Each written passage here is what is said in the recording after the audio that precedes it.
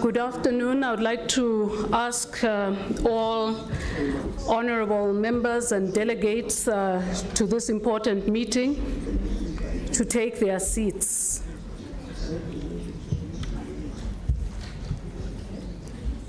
And if the ushers could settle the guests that are in the public gallery.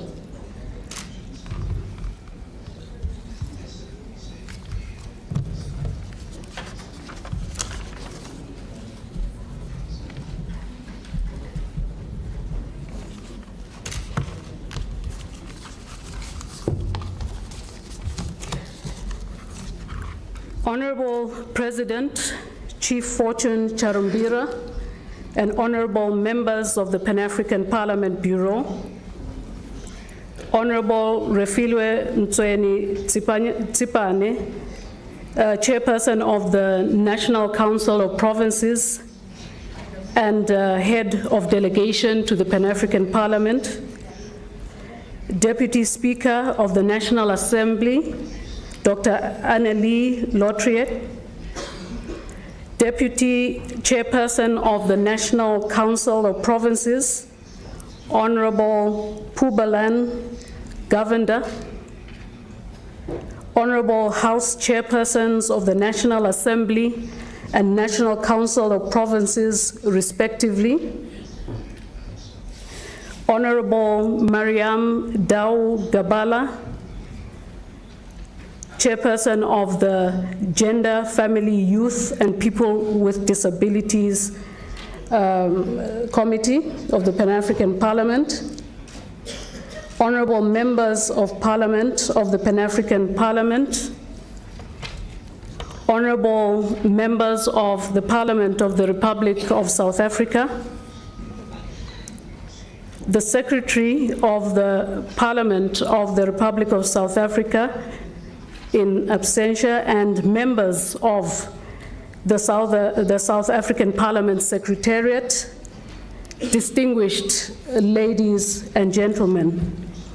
My name is Lindiwe Khumalo. I'm the clerk of the Pan-African Parliament, and it is my honor and privilege to welcome all excellencies, honorable and distinguished delegates to the seat of the Parliament for this important pre-session prelude to the 11th G20 Parliament Speakers Summit, P20, holding within the program of the 5th Ordinary Session of the 6th Parliament of the Pan-African Parliament under the theme, Harnessing Parliamentary Diplomacy for the Realization of Global Solidarity, Equality and Sustainability.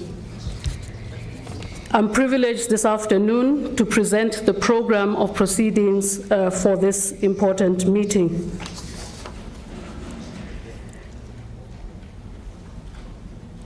First, there will be an opening ceremony and welcome remarks offered by two overall co-chairs. The Pan-African Parliament's President, Honorable Chief Fortune Charumbira, and co-chair, Chairperson of the NCOP, Honorable Mtsweni Tsipane, and this will be followed by two thematic sessions. The first, a thematic session which will be co-chaired by Honorable Annelie Lotriet, the Deputy Speaker of the National Assembly, and Honorable Miriam Dao Gabala of the Pan-African Parliament on the role of African Parliament in advancing women's status and gender equality. This will be followed by a second session, which is a session on the youth caucus and young parliamentarians' expectations in South Africa's chairpersonship of the G20. And this will be presented by the House chairperson of, excuse me, I think there's been a change on that. It will be presented by Honorable Kumbaka of the South African Parliament, and his co-chair, Honorable Mariam Dao Gabala of the Pan-African Parliament. After this, there will be an open discussion and debate co-steered by the Pan-African Parliament President, Honorable Chief Fortune Charumbira, and the chairperson of the NCOP, Honorable Mtsweni Tsipane, and this will bring the proceedings to a conclusion for today. It is now my pleasure and honor to call upon the President of the Pan-African Parliament to deliver his address and thereafter invite the Honorable Chairperson of the NCOP to deliver her remarks. Honorable President.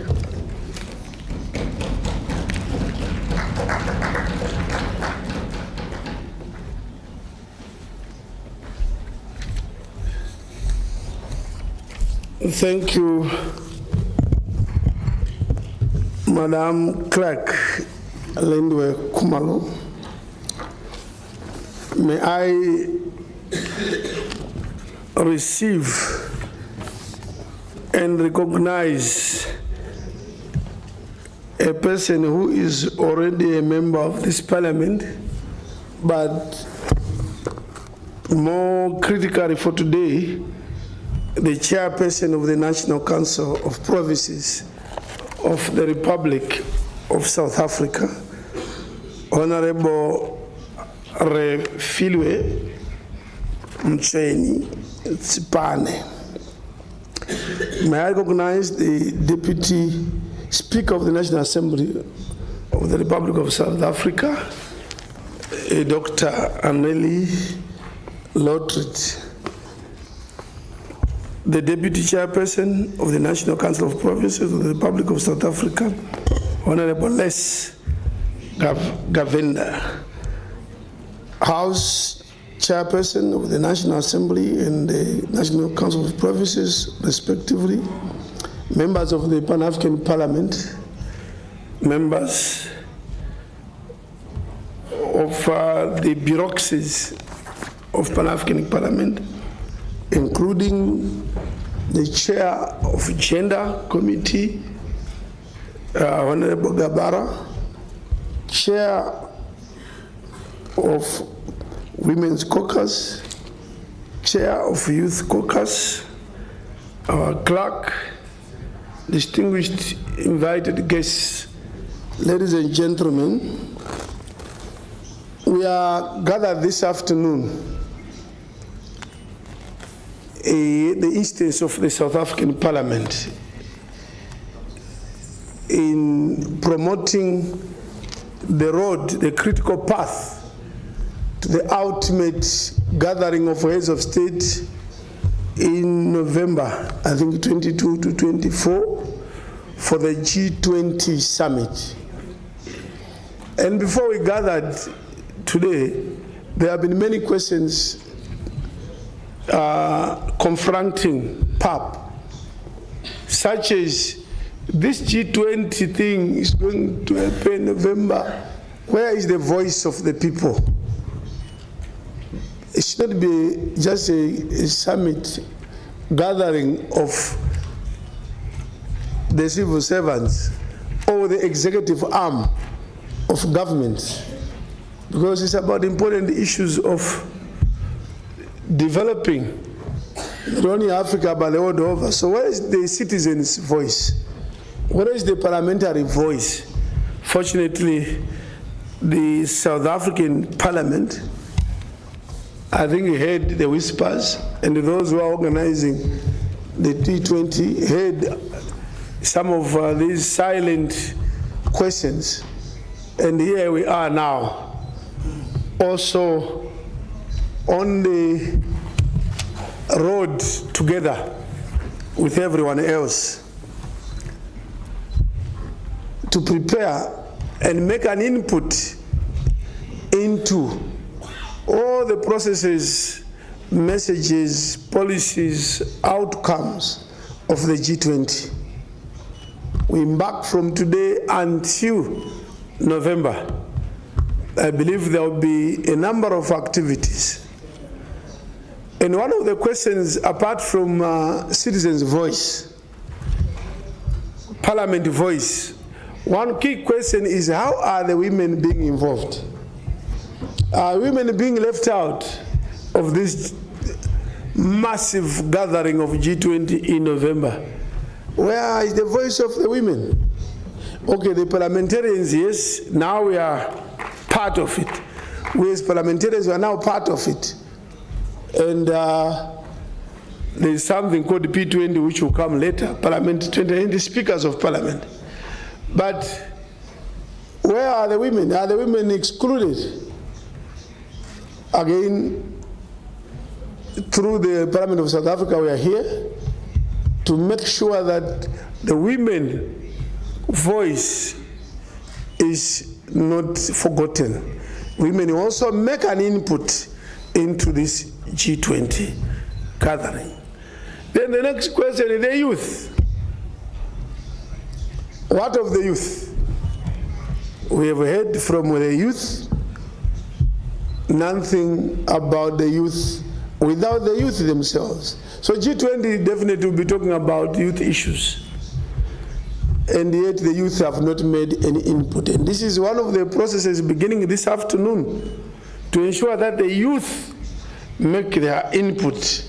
By the time we get to the heads of state in November, some of the paragraphs in the speeches by heads of state will be addressing youth issues, not from the perspective of leaders only, but from the perspective of the youth themselves. So we are gathered this afternoon to ensure that we start through the parliamentary processes, that we have the youth through parliament. There could be other organizations that may also make an input, but we as parliament, we do have our gender committees, women, youth. We have our own institutional frameworks that move with parliament and women and youth. And so we gather today under the theme, harnessing parliamentary diplomacy for the realization of global solidarity, equality, and sustainability. I don't take long. As you get my age, I'm not a youth. We want to give you, the youth, even more time also to speak this afternoon. But I'm gender. Gender, I belong. Gender, I belong. And then not the youth. But I was once an active member of the youth. So they can also benefit sometimes from my ideas. Women, gender, and all, gender doesn't mean women. Gender means both men and women, isn't it? That's gender. Then we have women.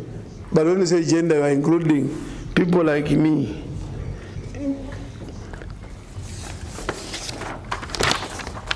That ends my speech. Thank you very much.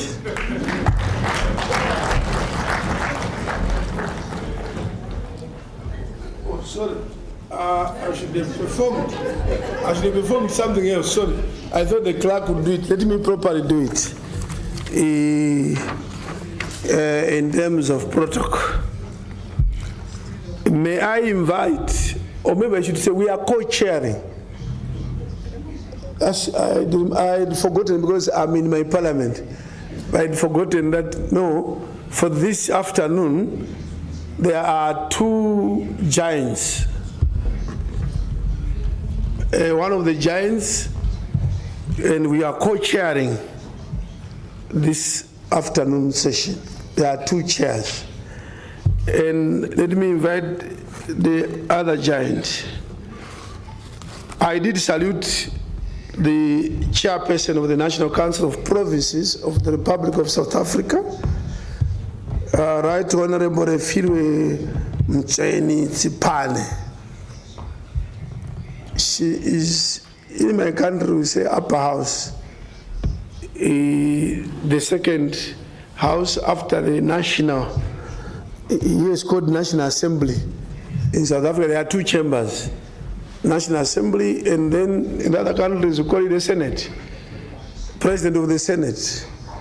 So the use of chairperson, I think, here we call as President of the National Council of Provinces, a member of Pan-African Parliament. She's not new to this chamber. Can I invite my co-chair to deliver her opening statement? I think.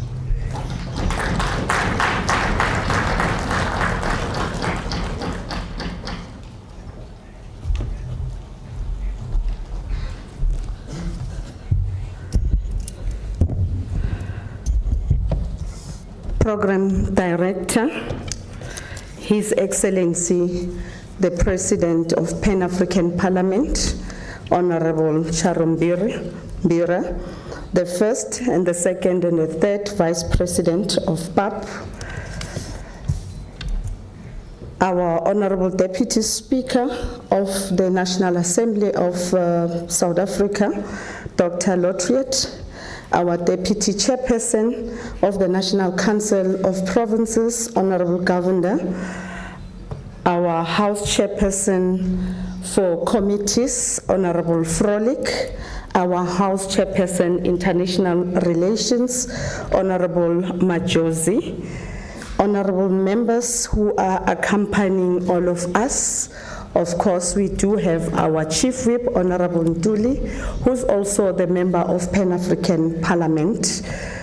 We also pass our greetings to the Chairperson of Gender Committee in PAP, as well as the Chairperson of Youth Caucus, members of Pan-African Parliament, our clerk, as well as ladies and gentlemen who have joined us today. Good afternoon. Program Director, we extend warm greetings on behalf of the Parliament of South Africa as we welcome this opportunity afforded to us to brief this caucus on South Africa's chairing the G20 and hosting the P20 Speakers Summit starting from the 1st right up to the 3rd of October 2025. Of importance to this caucus and the Pan-African Parliament in general is exactly the meaning, the significance, and the benefit of this hosting for the very first time on African soil.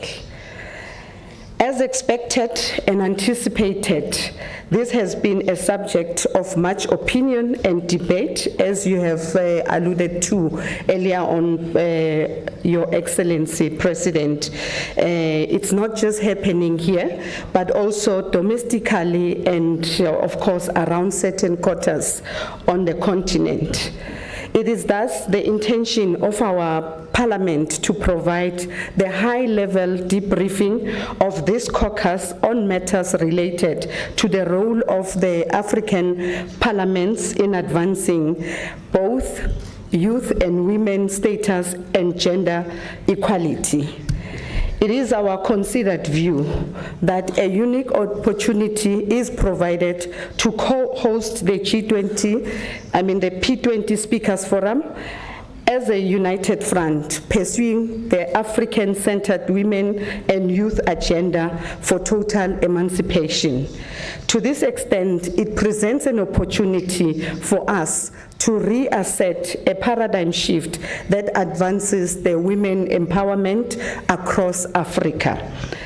So, in the interest of time, I would also want to speak to the priorities that we have set ourselves in making sure that those are issues that are going to be deliberated on during the P20 that starts on the 1st up until the 3rd. Our key priorities in that regard is that during the P20, the strategic opportunities that allows parliaments to share best practices in legislation, oversight, and public engagement shall be deliberated on. This includes the gender equality legislation, the mechanisms that oversee government programs, and parliamentary initiatives ensuring meaningful participation of women and youth in policy development. The P20 further provides an opportunity, notwithstanding, to advocate the increased funding for empowerment programs across Africa in climate change, in healthcare, education, trade, and building public economies.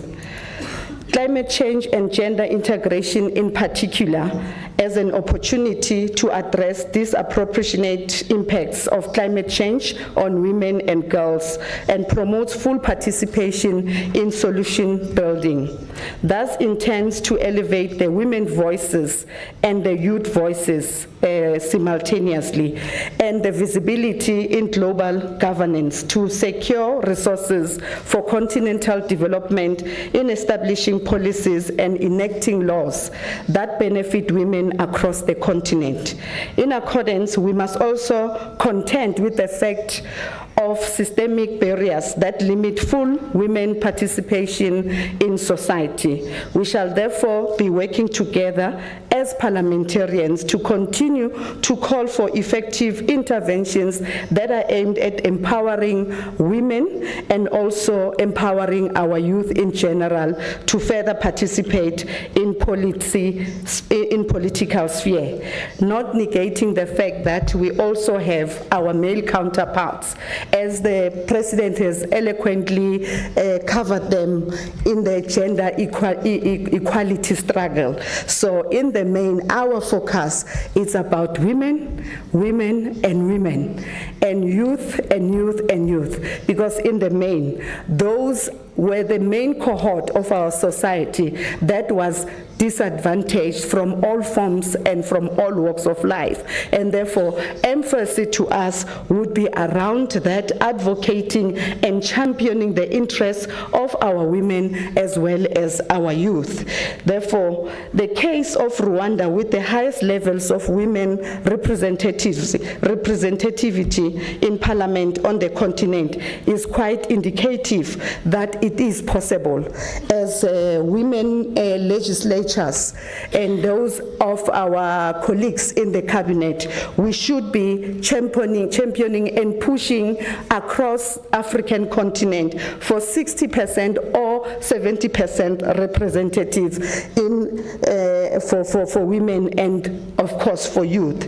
The personal is political and the political is personal.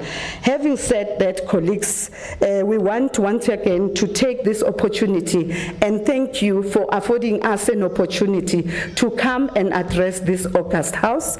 Together with me, as I've indicated, I do have my colleagues that will then touch on issues pertaining to women that will be looking at and addressing during the P20 summit. We've got Dr. Lotriet, who's our Deputy Speaker in the NA. She will be dealing with that. And immediately after that, we are then going to request Honorable Kumbaka, who will be speaking particularly on the issues of youth.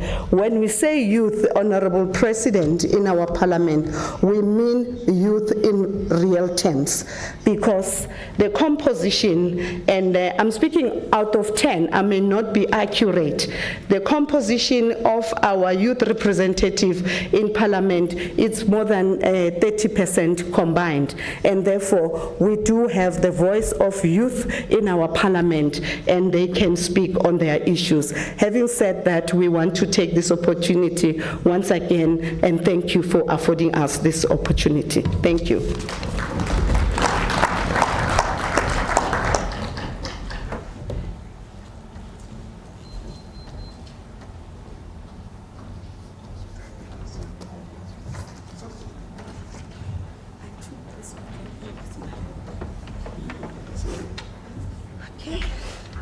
The clerk, is it you?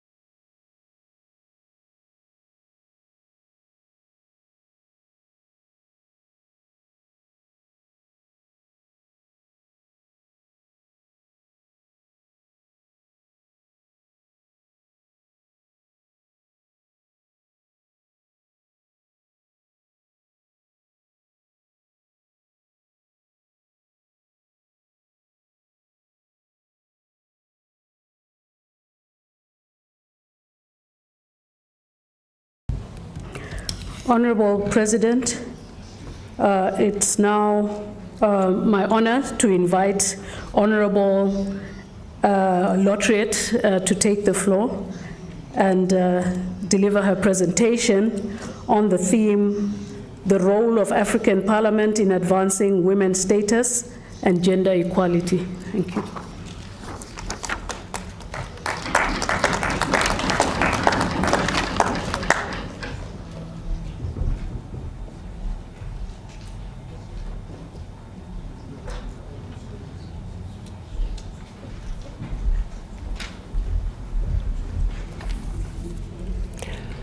Honourable President, Honourable Chairperson of the NCOP, Honourable members of the Pan-African Parliament, and specifically the members of the Women's Caucus, esteemed colleagues and distinguished guests.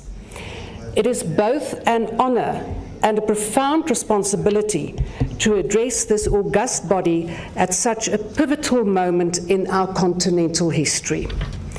You are all aware that South Africa has the privilege of chairing the G20 and hosting the G20 Speaker Summit, the P20, this year. Honourable members, this is not just a diplomatic milestone.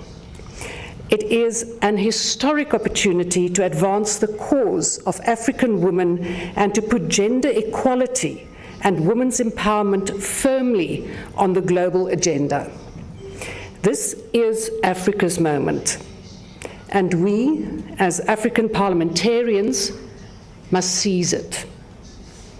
Honourable members, this is a new era for women's leadership in global governance. The upcoming P20 summit in Cape Town marks the first time that this global parliamentary forum will be hosted on African soil. For us as African women leaders, this is not just symbolic. It is an open door to influence, to speak boldly, and to ensure that our voices are no longer on the periphery of global discourse, but at the very center. The P20 provides us with key strategic opportunities. Knowledge sharing, to learn from one another and global peers on how we craft legislation, monitor gender equality outcomes, and empower women's participation in governance. Resource mobilization, to advocate for funding that supports women's empowerment in climate resilience, healthcare, education, and the economy. Climate and gender integration, to champion women-led solutions to the climate crisis, recognizing how climate change disproportionately affects African women and girls. This convergence of South Africa's G20 leadership and Africa's rising voice must be used to advance the status of African women now. Not tomorrow, honourable members, not one day, but today. Honourable members, the urgency is now. We are approaching the midpoint of Agenda 2063, the Africa we want. But the truth is sobering.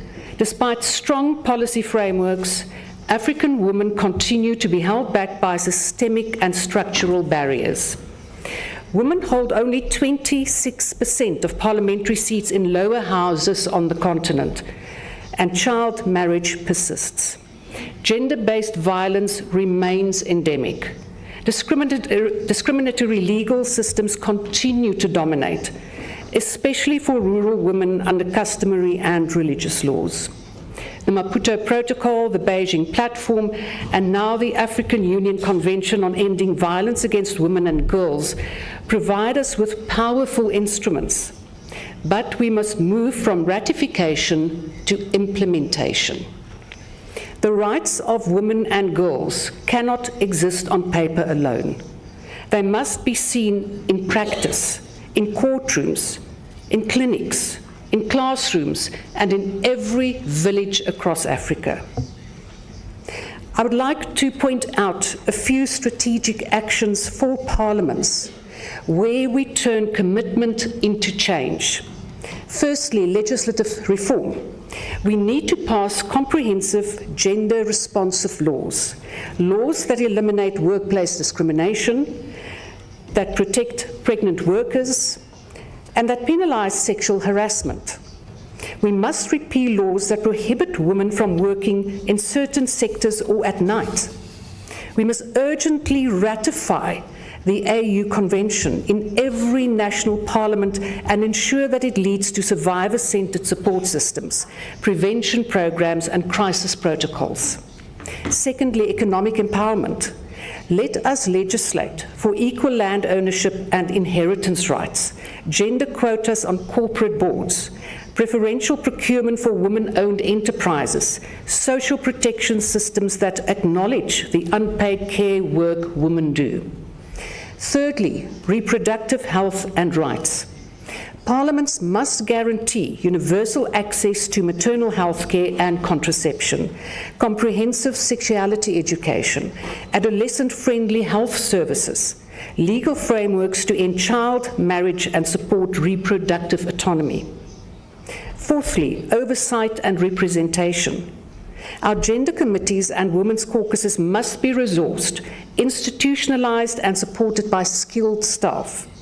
These bodies must monitor national gender budgets, review compliance with conventions and the Maputo Protocol, and regularly engage with civil society.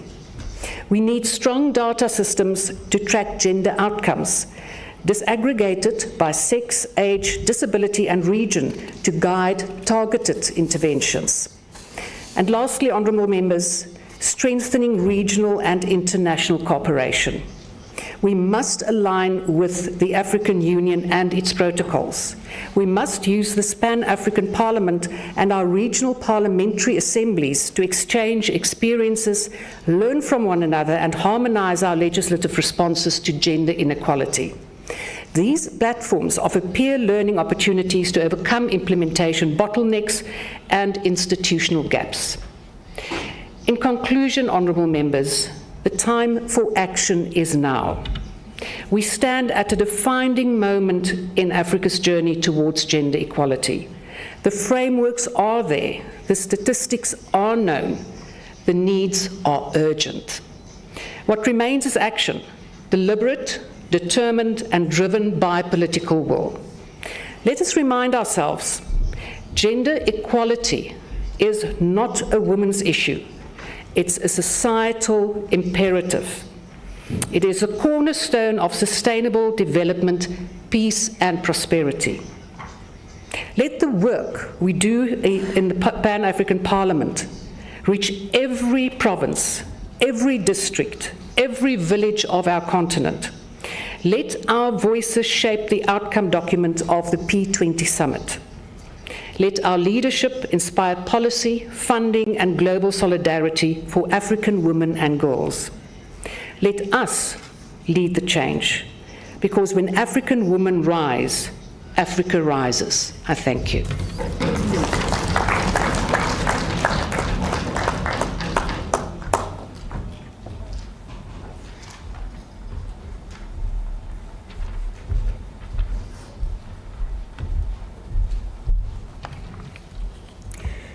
Thank you, Honorable Laureate, for that presentation. I would now like to call upon the chairperson of the Permanent Committee of Gender, Family, Youth, and People with Disability of the Pan-African Parliament to offer her remarks.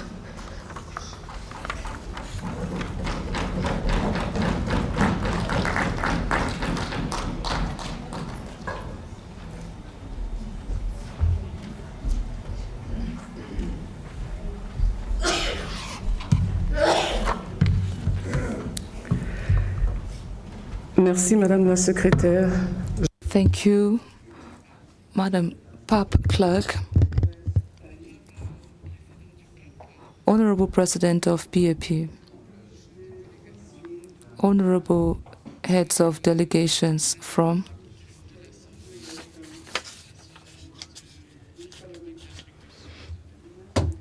the National Assembly of the Republic of South Africa, Honorable Vice Speaker of the South African National Assembly, Honorable members of the Pan-African Parliament, Honorable members of the South African Parliament, distinguished guests, ladies and gentlemen, all protocol duly respected. I am honored to take the floor on behalf of the Committee on Gender Equality. We are here today to brainstorm on a very fundamental situation. That is, what can African parliamentarians do in view of promoting the status of women and gender equality? Like my predecessor said, this question is neither secondary nor sector-specific. It is in the heart of our legislative actions of oversight and representation. I would like to reassure you that the Pan-African Parliament,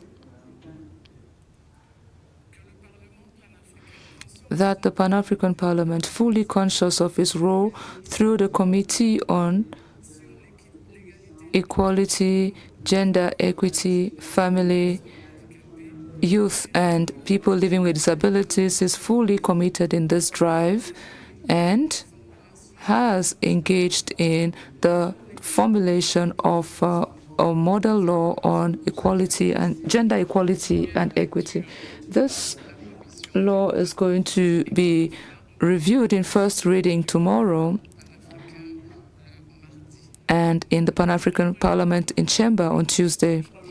So you understand that our discussions today would further enrich this discussion and help us to merge ideas and propose more concrete ideas in view of ensuring that our Parliament, through this model law, would fully play their role of promoting social transformation. Thank you all for your presence here. Thank you for the enriching debates we're going to have. Thank you.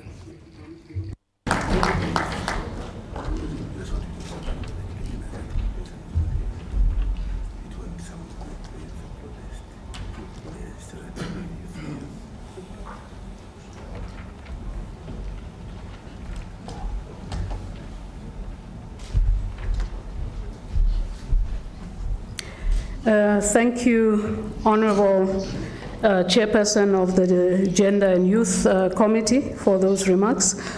By direction of the co-chairs, we will proceed immediately to the session on the youth, on the theme of the youth, before we break for tea. And therefore, I would like to invite to the podium Honorable Kumbaga to present. Yes, thank you.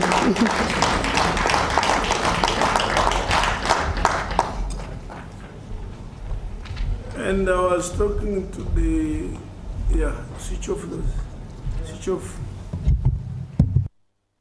Discussing as co-chairs that we moved from listening to presentations on the youth, but presented by old people who are not youth, So we agreed that only those who qualify to be youth should stand here and deliver to us as youth.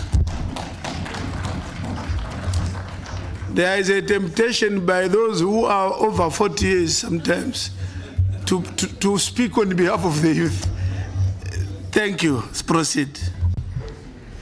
Thank you, coaches. The President of the Pan-African Parliament, Honorable Chief Charumbira, Honorable Chairperson of the NCOP, Honorable Tsipane, distinguished members of the Pan-African Parliament, fellow young parliamentarians, fellow Africans. It is both an honor and a privilege to speak to you today as a proud young member of Parliament from the Republic of South Africa, and more importantly, as a young African leader committed to the cause of youth empowerment and inclusive development. Today's engagement is special. As you may be aware, South Africa has been entrusted with hosting the 2025 G20 Speakers of Parliament Summit, or what we call the P20. In preparation for this milestone, we have deemed it important to brief you, the Pan-African Parliament, not just as participants, but as young partners in shaping Africa's contribution to the global parliamentary agenda on matters pertaining to young people.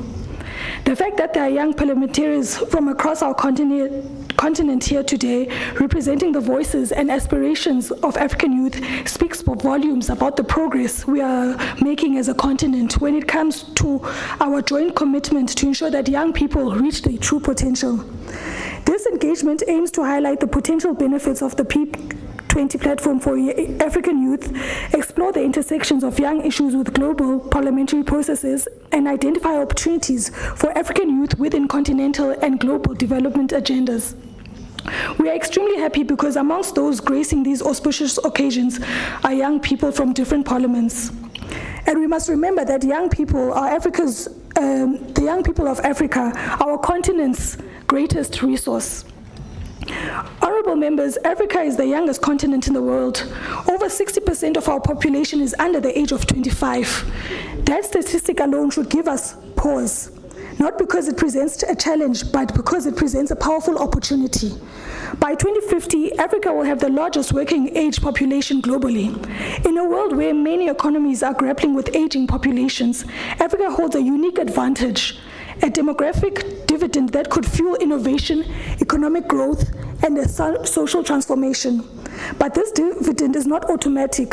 It will only be realized if our leaders plan for it, invest in it, and include youth intentionally in our developmental strategies. Honorable members, the P20 must be used as a platform for youth-centered parliamentary diplomacy. The G20 Speakers Summit, the P20, is not just about protocol or political theater. It is a strategic space for shaping global solutions. And as host, South Africa must use this platform to elevate youth development as a core global priority, push for inclusive economic policies that address youth unemployment and inequality, secure commitments for access to quality education, digital innovation, and entrepreneurship for young people. And simply put, if we want global decisions to reflect African realities, our youth must be at the center of those decisions. Fellow Africans, let's not sugarcoat it.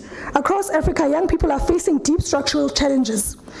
There's sky-high unemployment, poor access to quality education, a widening skills mismatch, inadequate healthcare, limited access to capital and markets, and young people are victims of GBVF with a growing angry society in our midst.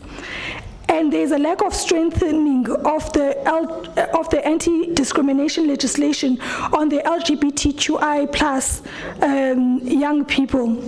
And also young people living with disabilities. We see some sectors and entities not complying with the minimum disability employment equity target. According to the IOL, over 72 million young Africans are not in education, unemployment, or training, and the majority are young women. That is unacceptable. It is a crisis, and it demands our urgent attention. The P20 must commit to not only talking about youth empowerment, but building systems that deliver on youth empowerment in legislation, in policy, and in budget allocations. Our priorities for the P20 must be clear. South Africa's P20 presidency intends to elevate key youth-related issues, including unemployment and skills. We need to invest in innovation, the green economy, and technical and vocational education to open real pathways for decent jobs. Furthermore, education and digital inclusion is very important. Quality education must be accessible to all, and in the digital age, STEM education and digital literacy are non-negotiables. In terms of health and well-being, mental health, sexual and reproductive health, and youth-friendly healthcare systems must be mainstreamed into global development conversations. And then in terms of entrepreneurship and business, our young entrepreneurs need access to capital markets and mentorship. They are building the African future. They need to be supported.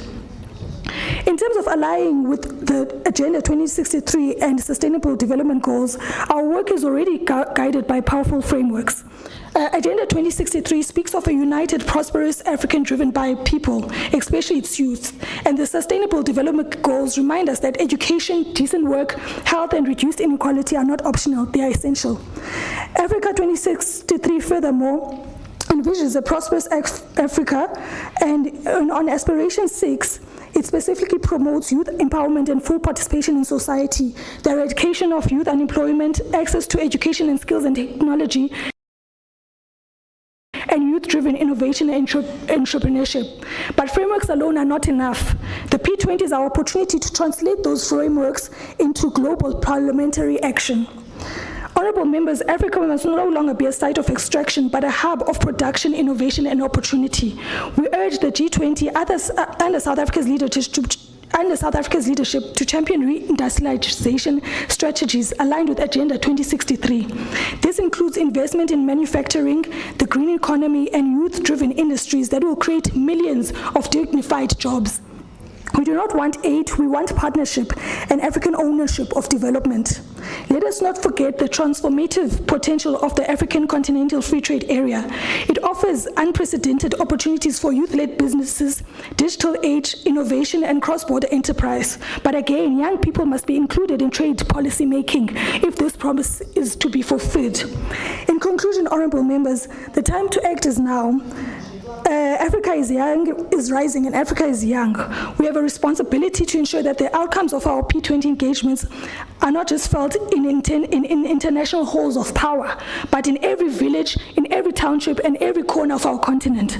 The expectations of our young people are high, and rightfully so.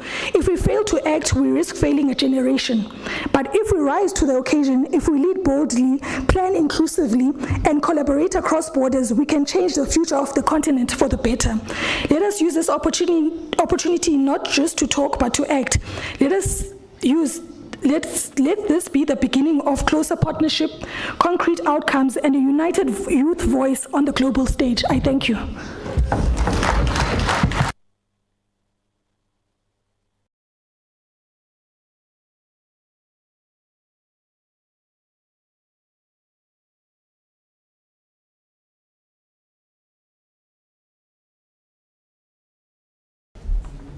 Thank you, Honorable Kumbaka, for that presentation. We'll now invite the Honorable Chairperson of the Youth Caucus of the Pan-African Parliament to present her perspectives on this matter. And just to indicate that after she has presented, there will be a short break.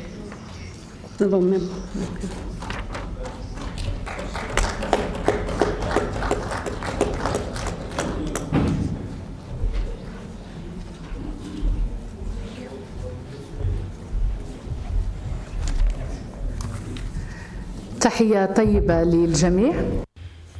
Greetings to all of you, Your Excellency, President of PAP, Honorable MPs, the Clerk,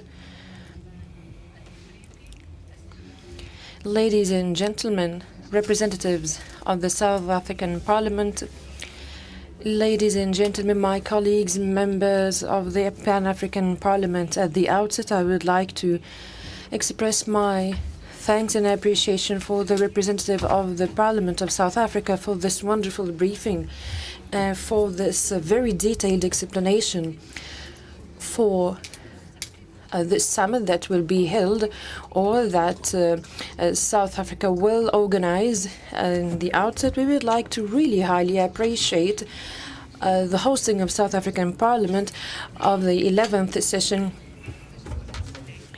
for the chairmanship of the G20, and also as the chair of the Youth Caucus in the South African Parliament, I would like really to welcome this idea to have attendees here and to listen to the most important categories of the African society, which is youth and women. This is really a democracy, this is awareness, and this is real willingness of my country, South Africa, to achieve real change in this category, youth and women. As the chair of a Youth Caucus, I would like really to extend thanks and appreciation for the Parliament of South Africa. I want to speak about two things. In fact, the lady who spoke about youth didn't leave a lot for me to speak about, but this is a very important topic.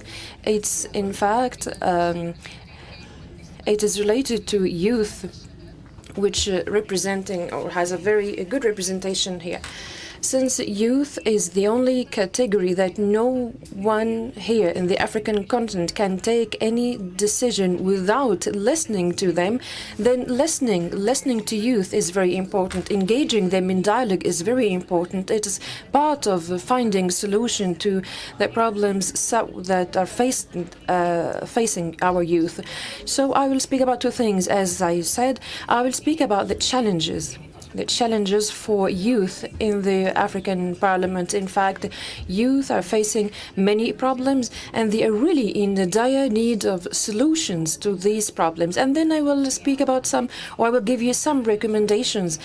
And here we rely on the Parliament of South Africa and the country of South Africa, since it's one of the pioneering countries economically, in the African continent. We really rely on it to incorporate such recommendations and to make use of this economic World Economic Forum to speak about the problems of youth. From the challenges that youth are facing here in Africa, first we can speak about unemployment, weakness of the low access to quality education. Also, another problem, and till this moment, there are no policies in this regard that would find a realistic and practical solution for immigration. So this is immigration as a problem. Another problem, which is political marginalization. We have to make use of our positions now here as youth MPs and to make use of such international fora in order to call for more empowerment for African youth, in order to give them the opportunity to be listened to. And the African leaders would understand this. In fact, we cannot have people defending youth, and while we have this gap between youth and older people, so we have to provide a solution here. Also, lack of social justice. Also, we have a very big problem here that is being faced by the African youth, which is violence and extremism.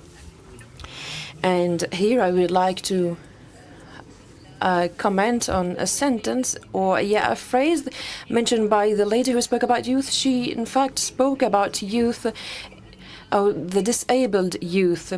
In fact, this is a very important category, and here we have to learn that determination is in willingness, determination is in ambitions and being ambitious.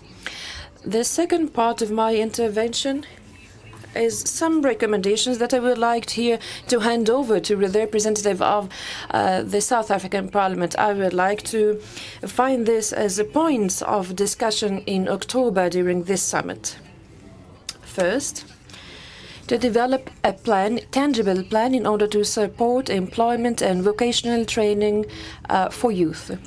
Second, promoting partnership in order to fund innovation and entrepreneurship, especially in relation to digital economy and green economy. 3, real investment in quality education, especially in the fields of science and technology. 4, support psychological health for youth in order to enable them to have a comprehensive health coverage. 5, enable youth or the empowerment of youth in order to take part in policies as real actors. And finally, an attempt to find a solution to empower youth in order to benefit from the ACFTA.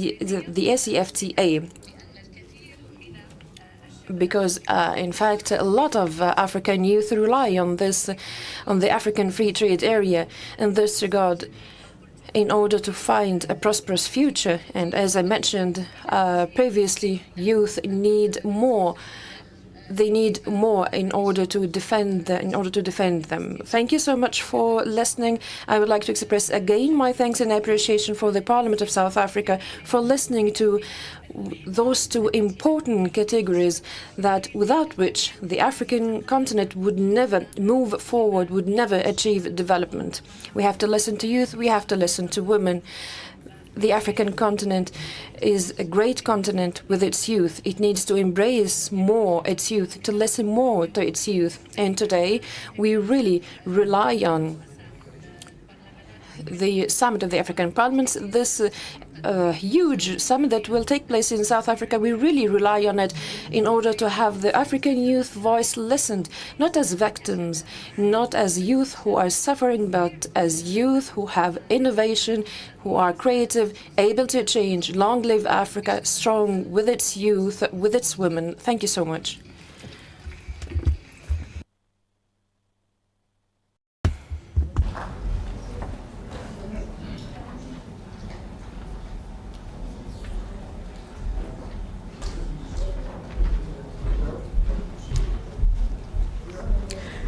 Thank you, Honorable Chairperson of the Youth Caucus.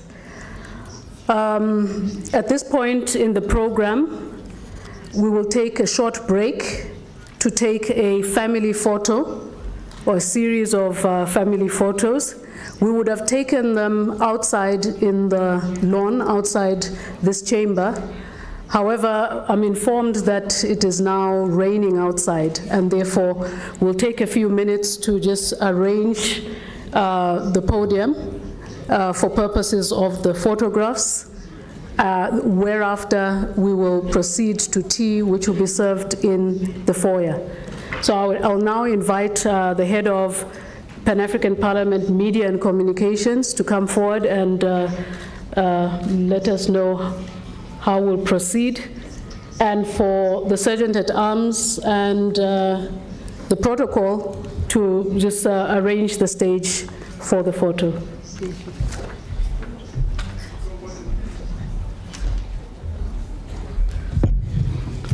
Thank you very much, Madam Clerk, Excellency, co-chairs, honorable members. We are just going to ask for indulgence for a few minutes to arrange the podium, because obviously, as mentioned by the clerk, we were to take the photo outside, but Mother Nature is not allowing us to move forward.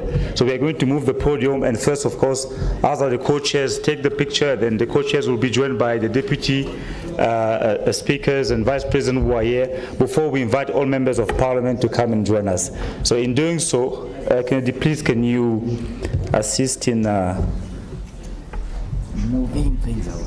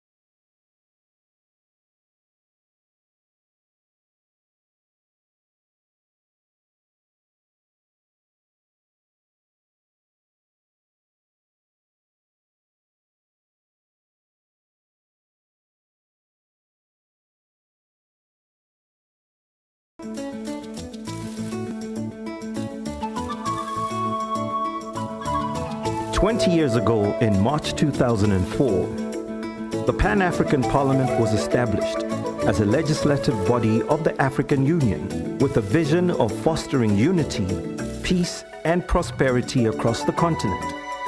Today, we celebrate 2 decades of its journey and achievements.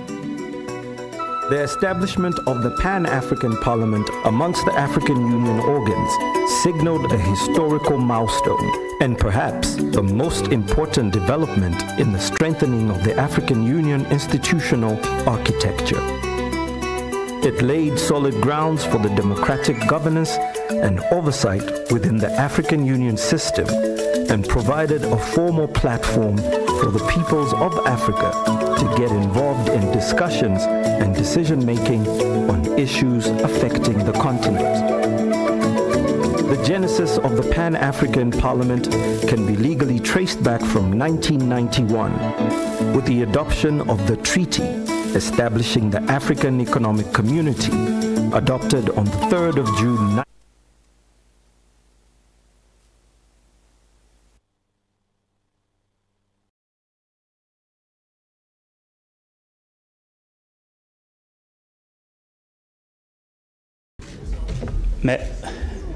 May I call on the Vice President of the Pan-African Parliament and the Deputy Speakers from the National Assembly of South Africa and the NCOP to join us for the group photo, please.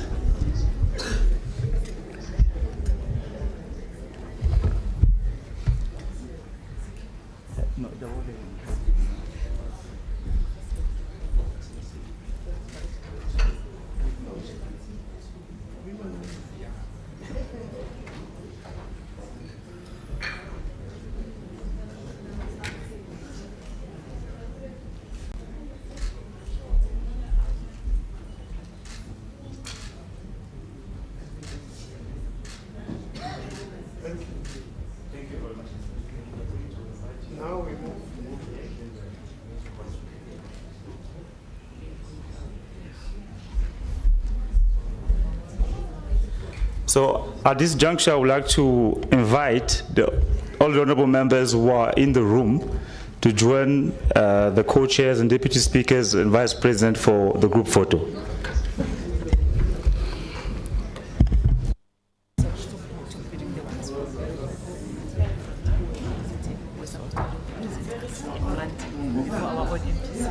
was the presenter? The presenter. Oui, ça va en Europe.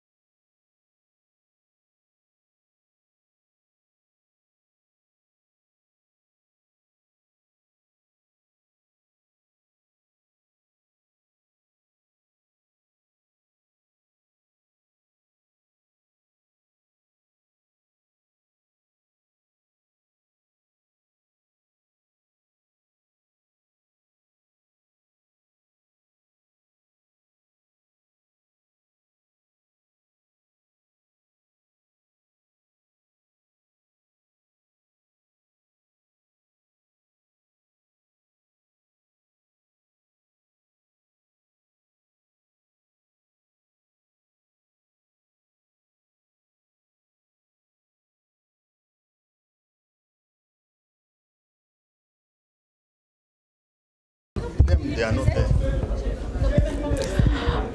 Distinguished delegates, tea and coffee for delegates will be served in the foyer, and for VIPs in the VIP lounge. Are you coming back? Yes, we are coming back for debates and discussion. Thank you.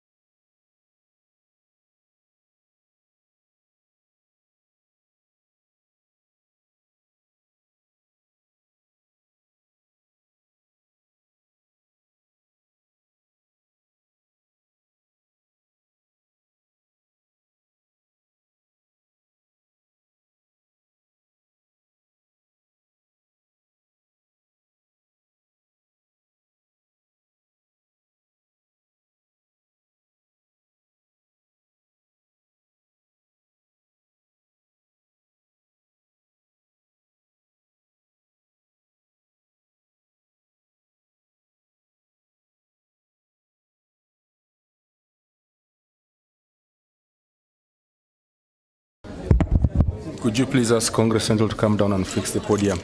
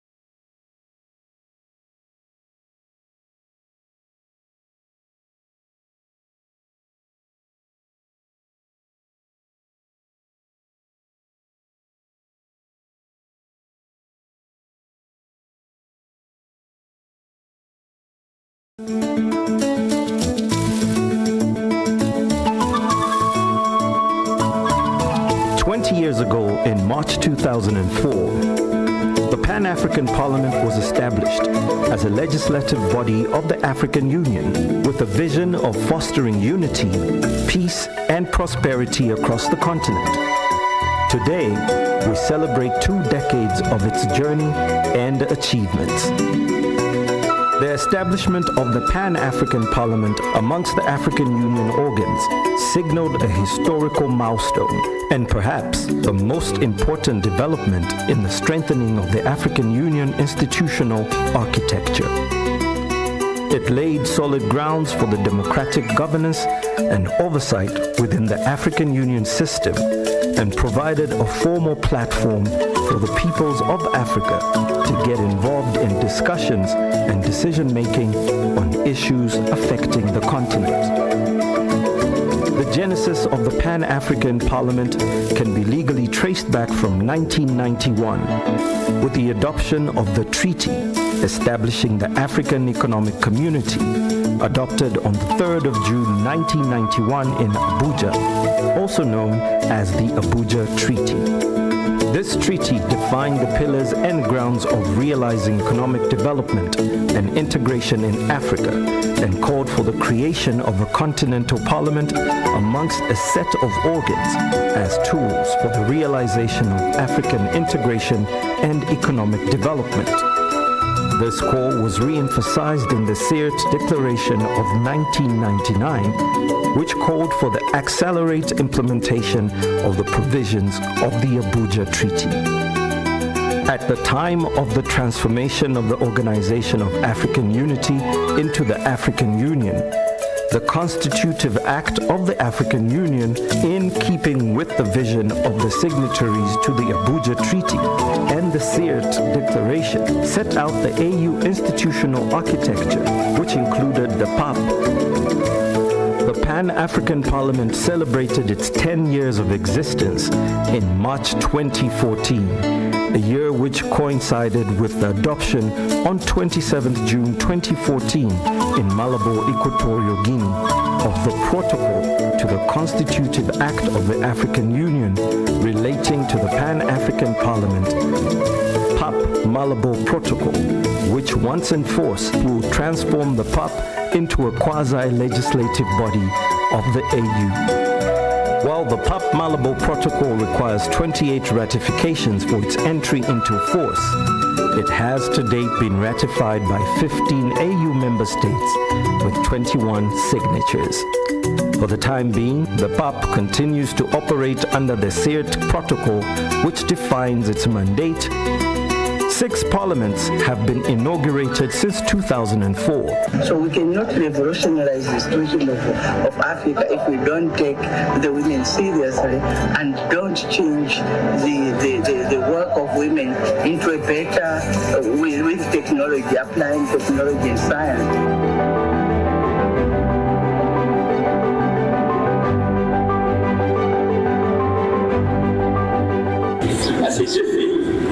Je sollicite la participation active et sans réserve des parlementaires nationaux, régionaux et panafricains à soutenir la position commune et unique de l'Afrique d'un côté des gouvernements africains par l'enjeu des plus techniques mais politiques. Il s'agit d'affirmer le soutien des parlementaires et des sommes à tous les échelons régionaux pour que vive le protocole de Kyoto pour la survie de notre continent. The Pan-African Parliament remains a platform for African people and their grassroots organizations to make an input into the decision-making process on challenges and problems facing our continent. La première leçon que je tire, c'est que le Parlement est en bonne voie. La deuxième leçon, c'est que nous avons pris un certain nombre de résolutions, notamment cette résolution concernant la ratification du protocole de Malabo, qui fera du Parlement panafricain un organe législatif. Et nous pensons que ce message doit aller dans chaque État partie pour que nous puissions ratifier. We've gone some way in reviving, renewing, repositioning, and reinvigorating the Pan-African Parliament in line with our bold strategic thrust. We have a lot of issues on this continent. As people have confidence in us, they are simply saying, you are the right people to push the agenda of the continent. And the agenda of the continent is littered with a lot of challenges. The PAP has made commendable efforts in promoting the ratification, domestication, and implementation of the AU Shared Values Instruments, including the ratification of the African Charter on Democracy, Elections, and Governance, African Union Convention on Preventing and Combating Corruption, African Charter on Values and Principles of Public Service and Administration, African Charter on Human and People's Rights on the Rights of Women in Africa, amongst others. The 20th anniversary commemoration serves as a platform to educate citizens about the PAP and ignite conversations about the future of the Continental Parliament in line with its mandate. The occasion further serves as a reminder to decision makers around the continent to fulfill their commitment to the PAP by ratifying its revised protocol, now 20 years after sanctioning its establishment. The Parliament has embarked on a process of reviving, renewing, repositioning, and reinvigorating itself to outline a vision for the future, identifying key areas for improvement and expansion, and emphasize the role of the Parliament in the African Union's Agenda 2063 and other regional development initiatives. It's time to reflect on the journey and chart a path forward.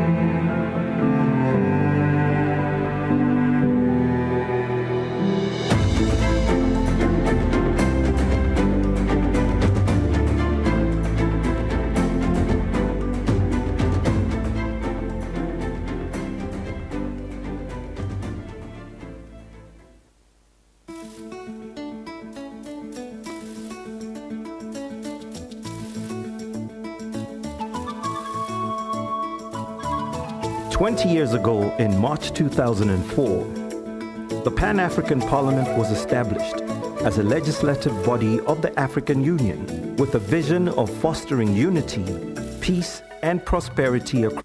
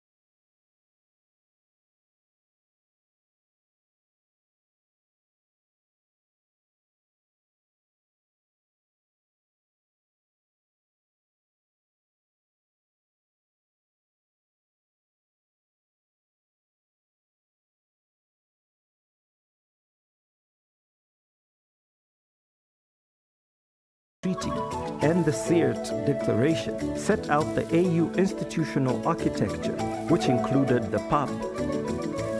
The Pan-African Parliament celebrated its 10 years of existence in March 2014, a year which coincided with the adoption on 27th June 2014 in Malabo, Equatorial Guinea, of the Protocol to the Constitutive Act of the African Union relating to the Pan-African Parliament, PAP Malabo Protocol, which once enforced will transform the PAP into a quasi-legislative body of the AU. While the PAP Malabo Protocol requires 28 ratifications for its entry into force, it has to date been ratified by 15 AU member states with 21 signatures.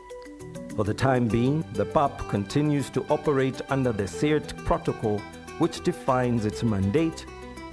6 parliaments have been inaugurated since 2004. So we cannot revolutionize the situation of Africa if we don't take the women seriously and don't change the work of women into a better, with technology, applying technology and science.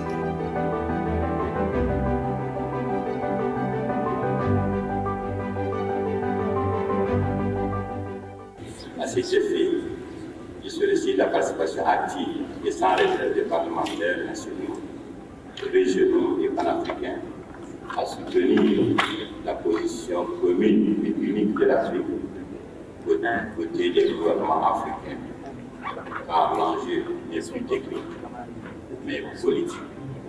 Il s'agit d'affirmer le soutien des parlementaires et nous sommes à tous les échelons régionaux pour cueillir le protocole de Kyoto pour la survie de notre continent. The Pan-African Parliament remains a platform for African people and their grassroots organizations to make an input into the decision-making process on challenges and problems facing our continent. La première leçon que je tire, c'est que le Parlement est en bonne voie.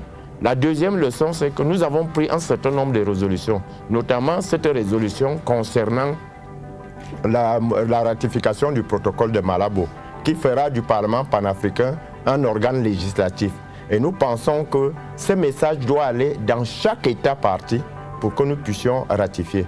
We've gone some way in reviving, renewing, repositioning and reinvigorating the Pan-African Parliament in line with our bold strategic thrust. We have a lot of issues on this continent. As people have confidence in us, they are simply saying you are the right people to push the agenda of the continent. And the agenda of the continent is littered with a lot of challenges.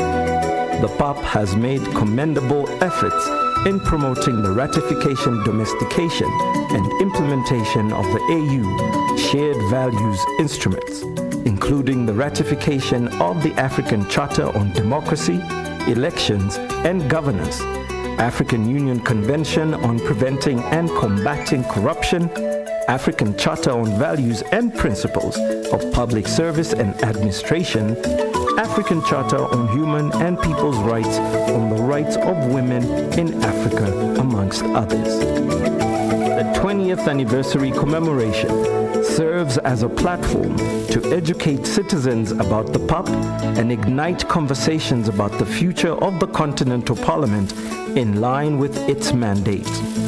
The occasion further serves as a reminder to decision makers around the continent to fulfill their commitment to the PAP by ratifying its revised protocol, now 20 years after sanctioning its establishment. The Parliament has embarked on a process of reviving, renewing, repositioning, and reinvigorating itself to outline a vision for the future, identifying key areas for improvement and expansion, and emphasize the role of the Parliament in the African Union's Agenda 2063 and other regional development initiatives. It's time to reflect on the journey and chart a path forward.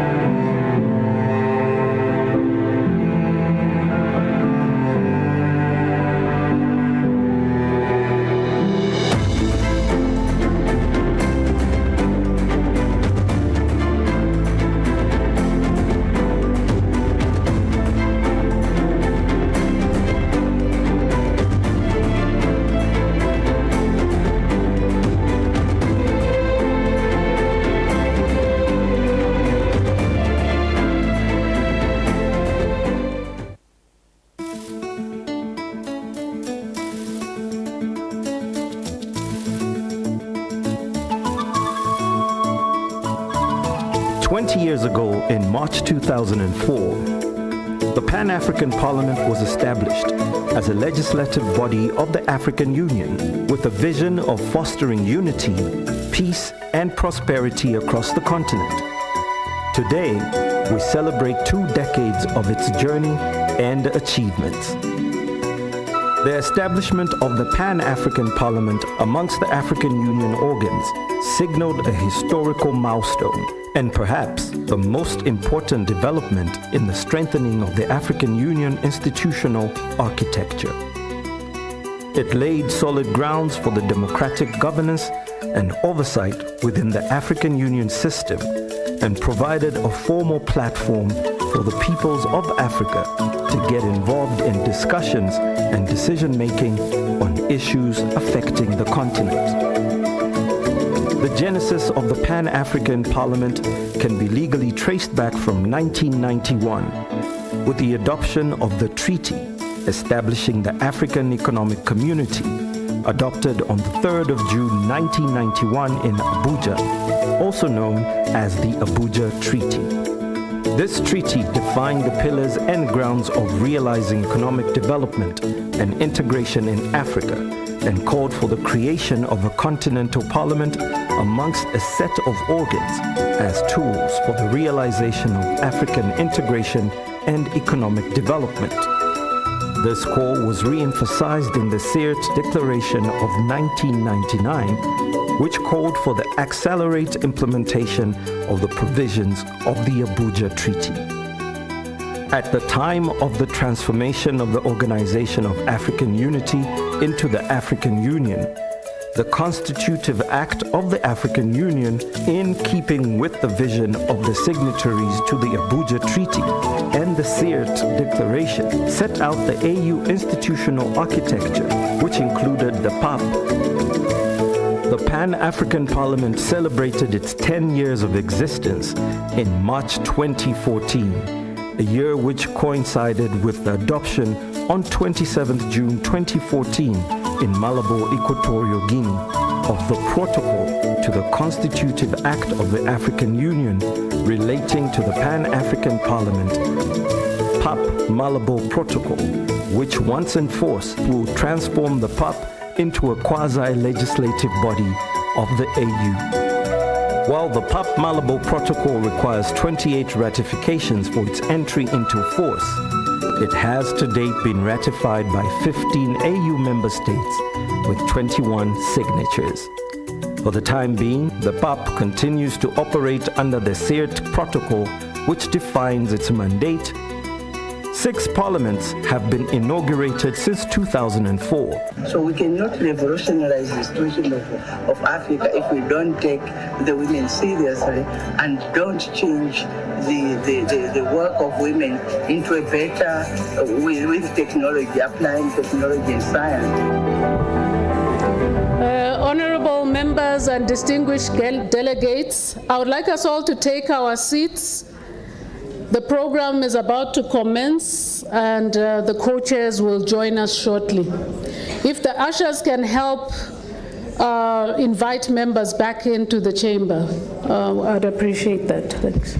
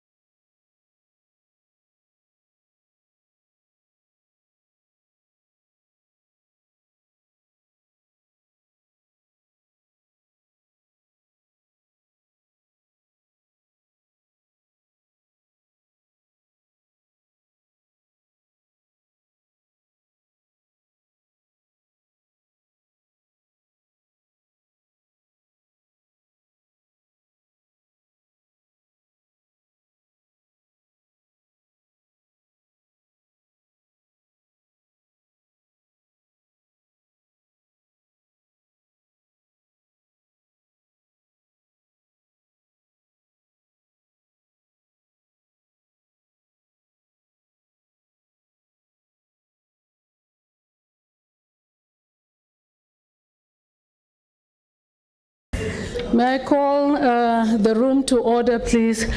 At this stage, the co-chairs will steer discussion and debate amongst honorable members and delegates.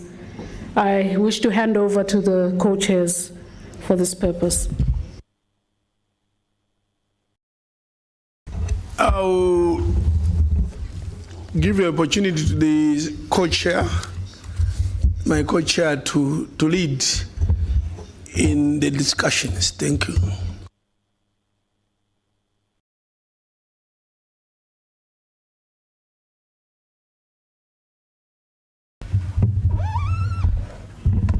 No, thank you very much, colleagues.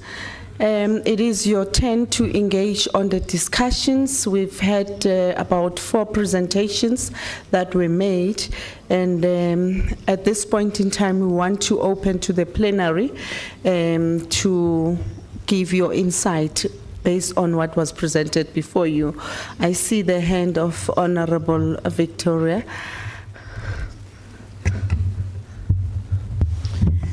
Thank you so much. Let me thank the President of Pan-African Parliament and you, Madam Chair, maybe in interest of time or protocol observes. First of all, I would like to congratulate the Parliament of South Africa for convening this meeting. But all in all, I also want to thank His Excellency, Chief Fortune Shalumbila, for giving us this chance. Indeed, the P20 is coming to South Africa, and I'm happy that we are part of it because it's not for South Africa only, it's for the whole continent of Africa. And to engage the members of Pan-African Parliament, it means you are interacting with the whole continent of Africa. I will not waste much of my time. Mainly I wanted to dwell on women or youth living with disabilities. When I was listening to the youth speech, they mentioned about disabilities. Maybe I missed in the person presented about women gender. I did not take it that she mentioned about women living with disabilities. I would like to urge you, if it's there, fair enough. But if you've not included, let's have these people on a special platform. Because she mentioned about including like economic empowerment. Imagine a woman living with disabilities with another woman without disabilities. You cannot empower them at the same platform. Definitely there should be a difference between these two, because one is living with disabilities, one without disabilities. So I want them to take this forward, wherever you're coming up with the last solution. People living with disabilities, let's give them a special platform. They should not be the same as normal, people without disabilities, because these people, they need more than a normal woman without disabilities. That's the point I wanted to make. However, all in all, wishing you well, the South African Parliament, as you'll be convening the P20 meeting. Thank you so much. Thank you very much, Honorable Victoria. We take note of what you have raised. I think it's very critical. Is there any Honorable Modise? Thank you so much, Chair, and I stand on the already established protocol. And I want to welcome all the presentations that were made today and indicate to the House, Chair, that I'm going to be as short as my height with my contribution. Chair, back in the day when I was still a youth, I was in International Secretary for Africa-China Youth Forum. And every time young people in Africa wanted to meet... Sorry, what forum? Africa-China Youth Forum. Oh, Africa-China, thank you. And every time young people in Africa wanted to meet, I had to write to the government of China to organize flights, accommodation, and we'll be meeting in China and not in Africa. And with this meeting, this big meeting that is coming, the P20 in South Africa, is it possible, Chair, that Pan-African Parliament can coordinate young people across the continent to come here, meet on their own, discuss their own issues, develop a discussion document that will come from their discussion that will be contributed to this big meeting that is coming, where young people are able to say in unison, nothing about us without us and the entire continent, not only in SADC, not only in ECOWAS, and so on and so forth, but the whole continent of Africa, speaking in one voice. Thanks, Chair. Thank you very much, Honorable Govender. And there's another hand right up there. Please pardon me, I may not know the honorable member's surname, as well as honorable member, I know to you. There's a third hand, and then there's a fourth hand, fifth hand.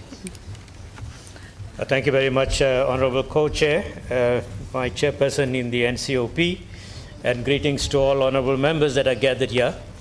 I just want to raise the one issue on the youth parliament that was raised here. It is something that needs a lot of attention, and that is the issue of youth migration, especially across our continent. We always talk about the Africa free trade area, but why can't we have an Africa where people can travel across the continent without having to apply for passports and visas and things like that? That will greatly assist young people to move across our continent and be able to engage, be it in economics or any other field.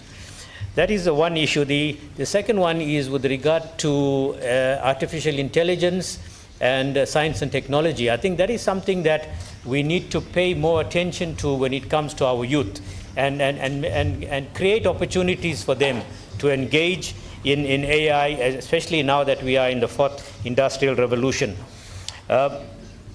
Regarding women issue, Chair, there's one issue of the systemic barriers that prevent women from engaging in all spheres of life. We need to ensure that we break down those systemic barriers so that we create the opportunities for women participation at all levels of the economic value chain. Thank you very much, Honorable Co-Chair. Thank you very much, Honorable Govender. Honorable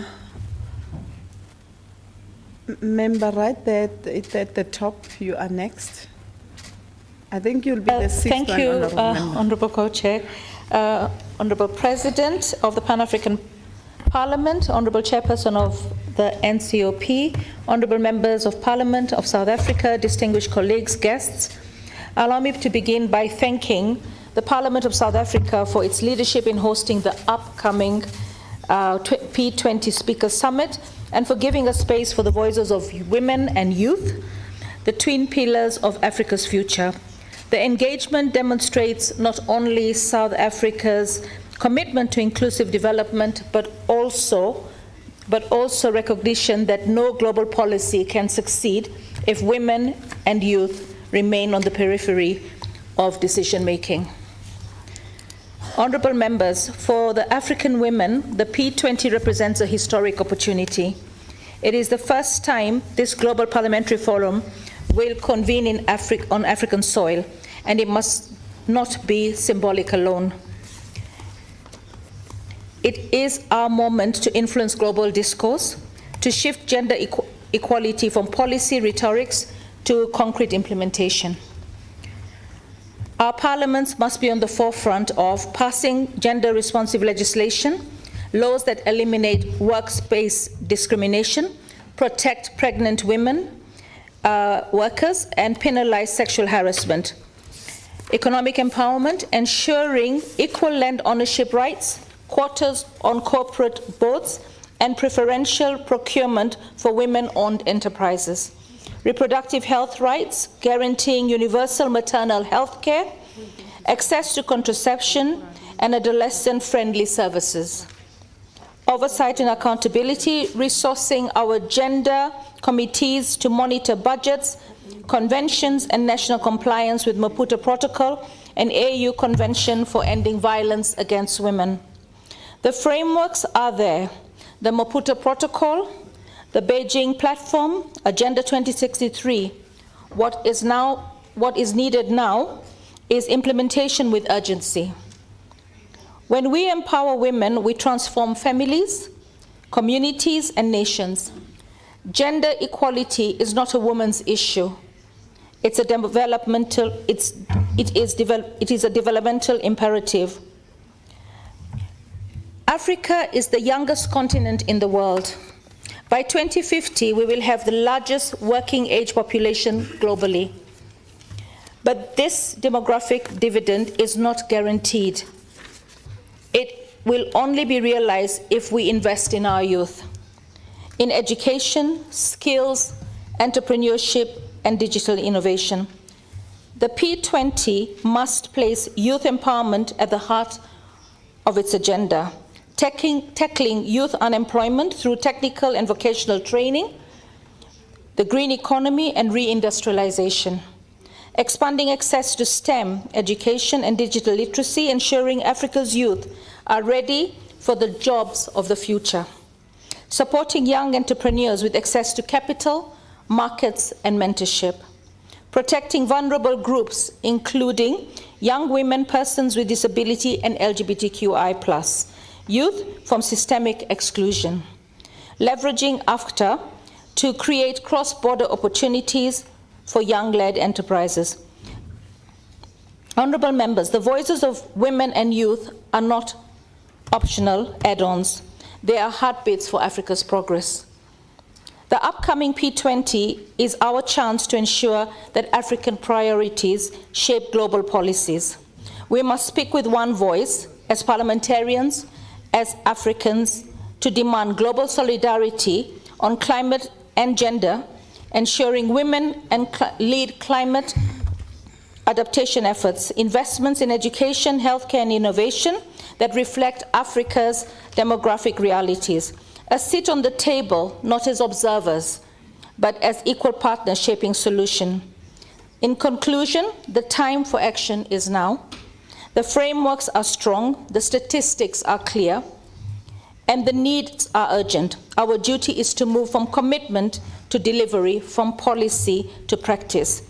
Let our work here at the Pan-African Parliament echo in every village, every township, and every corner of Africa. Let the P20 outcomes be shaped by the strength of the African woman, the energy of the African youth, and the unity of our collective voice. When African women rise, Africa rises. When African youth lead, Africa thrives. Let us seize this moment. Thank you. Thank you very much, Honorable Esther. The next speaker is the Honorable Member just here in front. Thank you so much. This is Honorable Miriam Chonya, Member of Parliament from Zambia. I wanted to speak. First of all, let me also recognize the necessary protocols as has earlier been established. But I wanted to speak also briefly in support of the issues that the two presenters raised from the youths and also the women. And I also agree already with what those who have spoken before me have said, which is agreeing with what has been put across ably by the youth themselves, because their issues were very well elaborated, and their issues are also very familiar issues that we've spoken about over and over again. I mean, you cannot talk about youths without the need to invest in them by way of education and skills so that they can be productive citizens. The issues of sexual reproductive health, as has been articulated, are really everyone's core and wish and desire is that we begin to see that these particular issues begin to be addressed. We can use different languages and expressions here to say the same thing. You know, even as this advert here keeps playing about the establishment of Pan-African Parliament 20 years ago, and I was saying, if we look at this whole period of time, I'm sure that these were the issues that were under discussion even at the inception of this parliament, which has existed for the last 20 years. I myself, was at some point a youth advocate, and now I'm becoming a grandmother. In fact, I am a grandmother, but those issues that we have advocated through and through, are taking long, to take shape.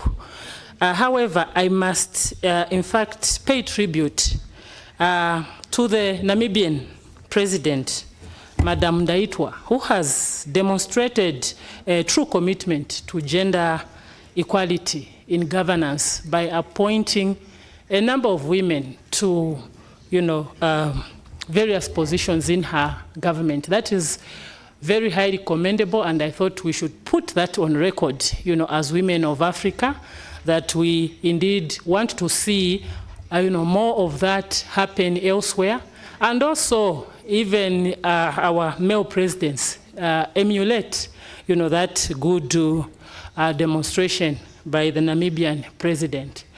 Of course, back home, we have at the moment, an effort to review and reform, our constitution. And one of the issues is about trying to bring in these quotas and for women and youth, as it has happened elsewhere. But of course, this is being received, by mixed feelings.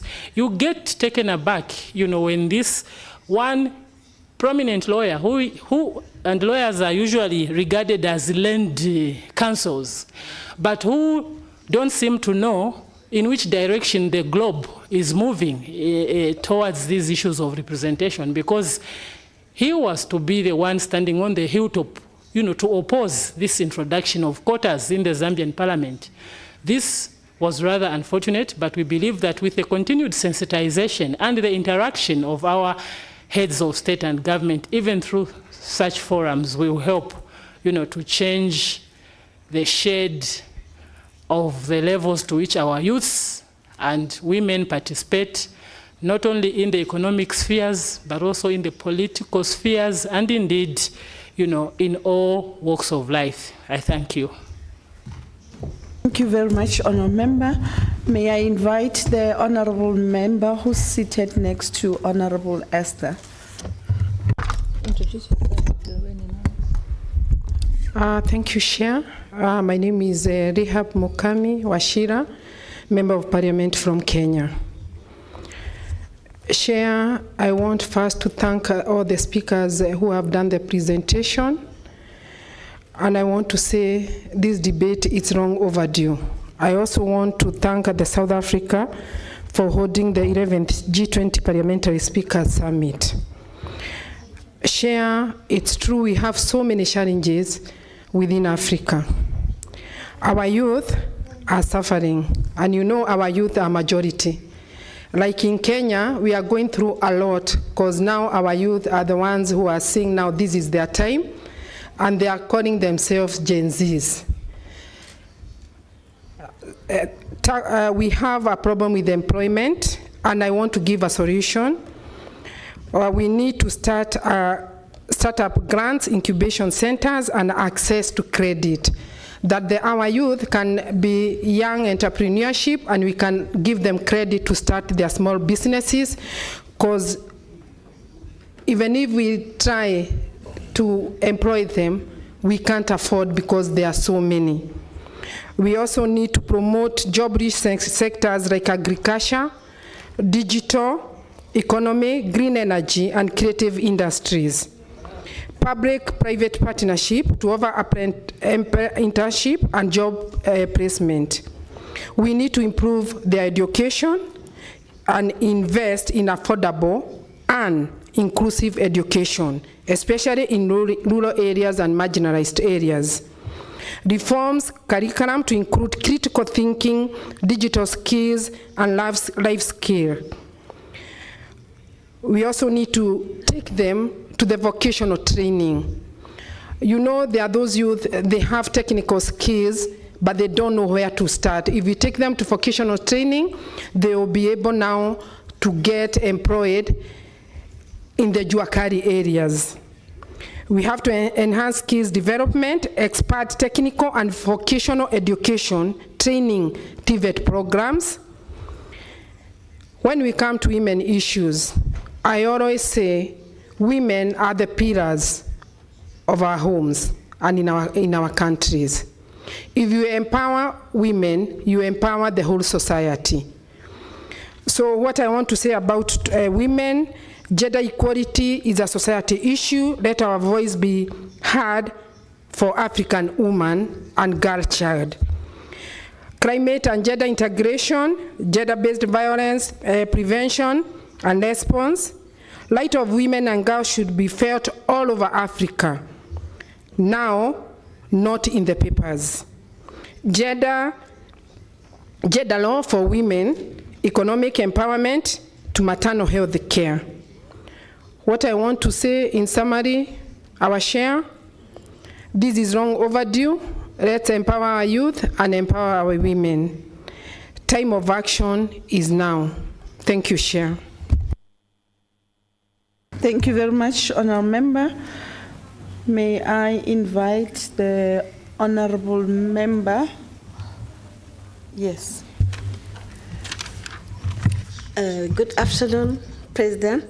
Good afternoon, dear Excellencies. I am Honorable Famaba from Senegal. Okay, I would like to ask our brothers and fathers, please, to respect women and empower women. We see that here in Africa, women is looked down, and it's a very big problem. The most important thing that is in Africa, woman is not respected. Sometimes I ask myself, isn't it because African black people don't respect women, and that's why we inherit all miserable things here in Africa? I'm so sorry to tell that, but women should be respected. We have problem of parental authorities. Here, I would like to talk it in French. Nous avons un problème de l'autorité parentale. We have an issue of parental authority. Did I lose her? As women, every time we work for 10 years and we spend the money in 24 hours, let's look at parity. We are misunderstood by men. We should have equal opportunities. Let me talk to the youths now. Dear young Africans, each time there's a revolution, it is the youth and the women that bear the brunt of it. So I would like to request that there be love, brotherly love and solidarity, because with the mothers or with the founding fathers of Africa, they upheld women like Nelson Mandela. So our young people need to continue praying and working. They need to be trained. They need to be educated anew. They need to be brought to a place where their target is excellence. And if we follow these steps, then we would be a better Africa. In one of Ngugi wa Thiong'o's books, for me, for true sacrifice, Africa should be united. Women should go hand to hand and be together and develop Africa. I should have to ask also justice for Africa. Vive le Sénégal, vive l'Afrique, vive le... Long live Senegal, long live Africa, and long live Pap. Long live. I noted the hand, there's quite a number of hands now. The Vice President, may I, can you please allow me, honourable members, maybe to take the hands, all the hands this side, and then I'll come back to this row so that I'm not confused. The more as we proceed, there's an appetite to engage on these matters. Yes, the Vice President.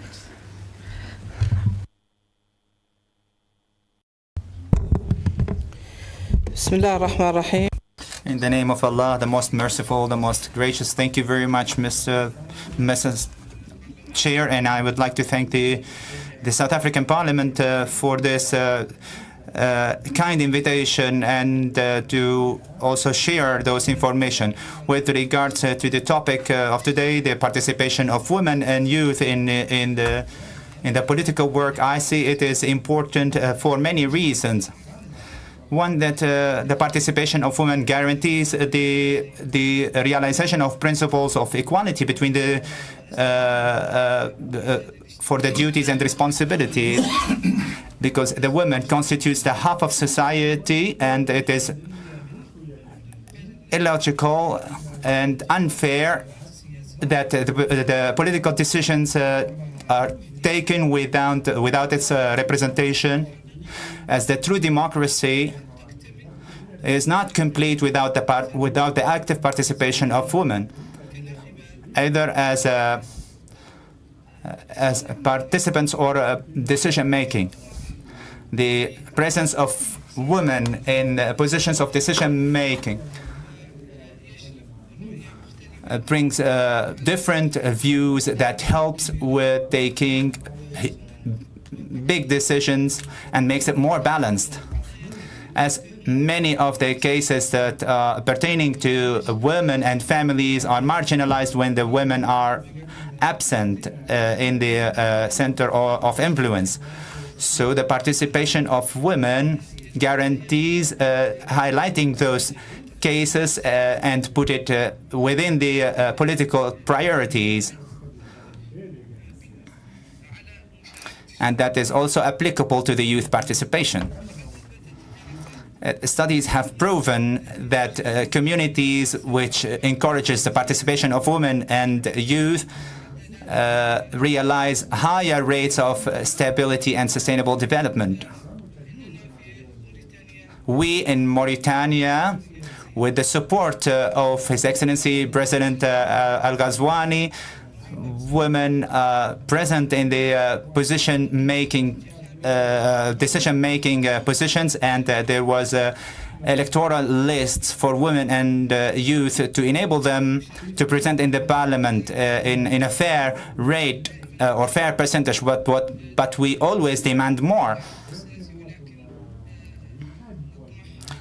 We are seeking more participation and representation of all African women and youth. Thank you very much, Mrs. Chair. Thank you very much, Vice President. May I recognize the honorable member just behind the Vice President?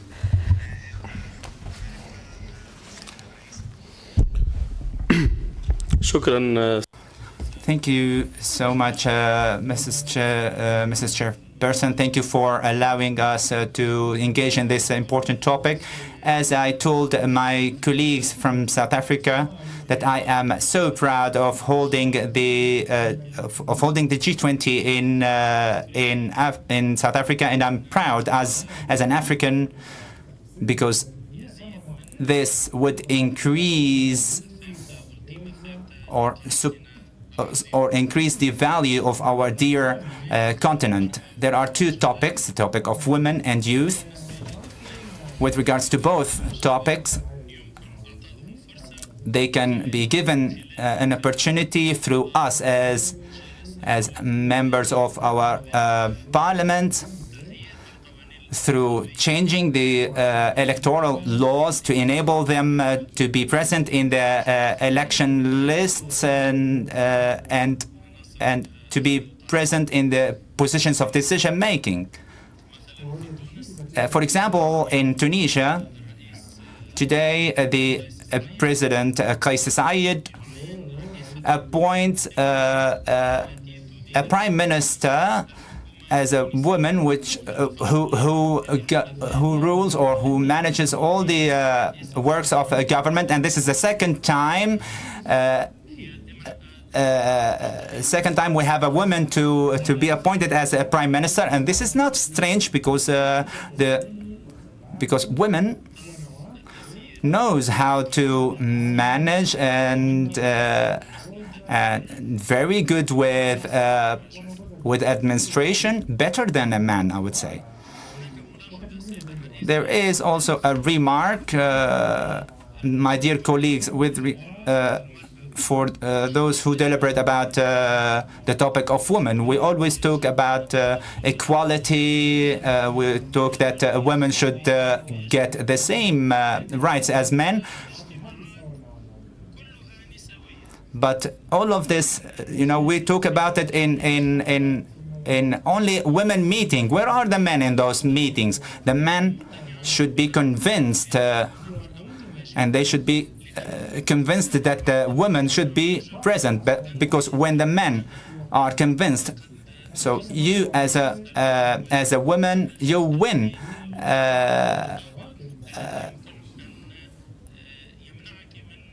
So you agree with the other party who would prevent you from rising. So when we have males who support women, that would give more to women. For example, there are great leaders like Nelson Mandela and Samora Machel and Goodluck Jonathan.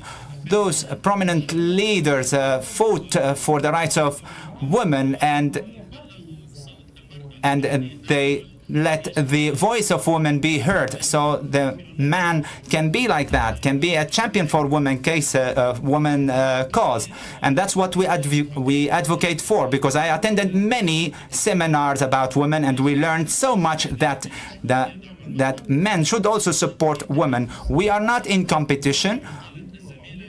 As my colleague said, we should walk hand in hand for the benefit of Africa. For youth, the youth, they are waiting for an opportunity. They are present in all African structures. Thank God, I can see now many of the young males and females present in the Pan-African Parliament. I was so happy to see the youth in the Parliament of South Africa. They are all young. So there is a vision. There would be a new vision for Africa that is united by technology, that is used by youth, and with the vision of those youth. Thank you very much. Thank you very much, Honourable Member. Can I recognize the hand of the Honourable Madam, and then she will then be followed by the Honourable Member.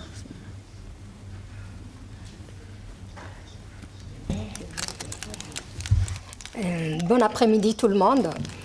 Dans un premier temps, je voudrais féliciter. First of all, I would like to commend and thank the National Assembly of South Africa for the various presentations made here, and which were very edifying. I would like to close on let me introduce myself. I'm Madame Safia Etmi from the Parliament of Djibouti. I would like to come back on the role of the African Parliament in the promotion of women empowerment and equality of sex or gender. When we look at our reality in Africa, it is different.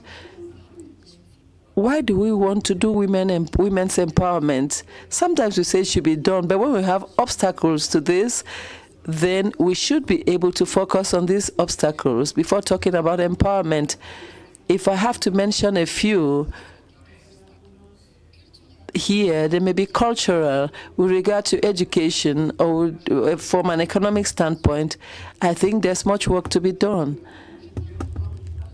I would also talk about land issues or the land law.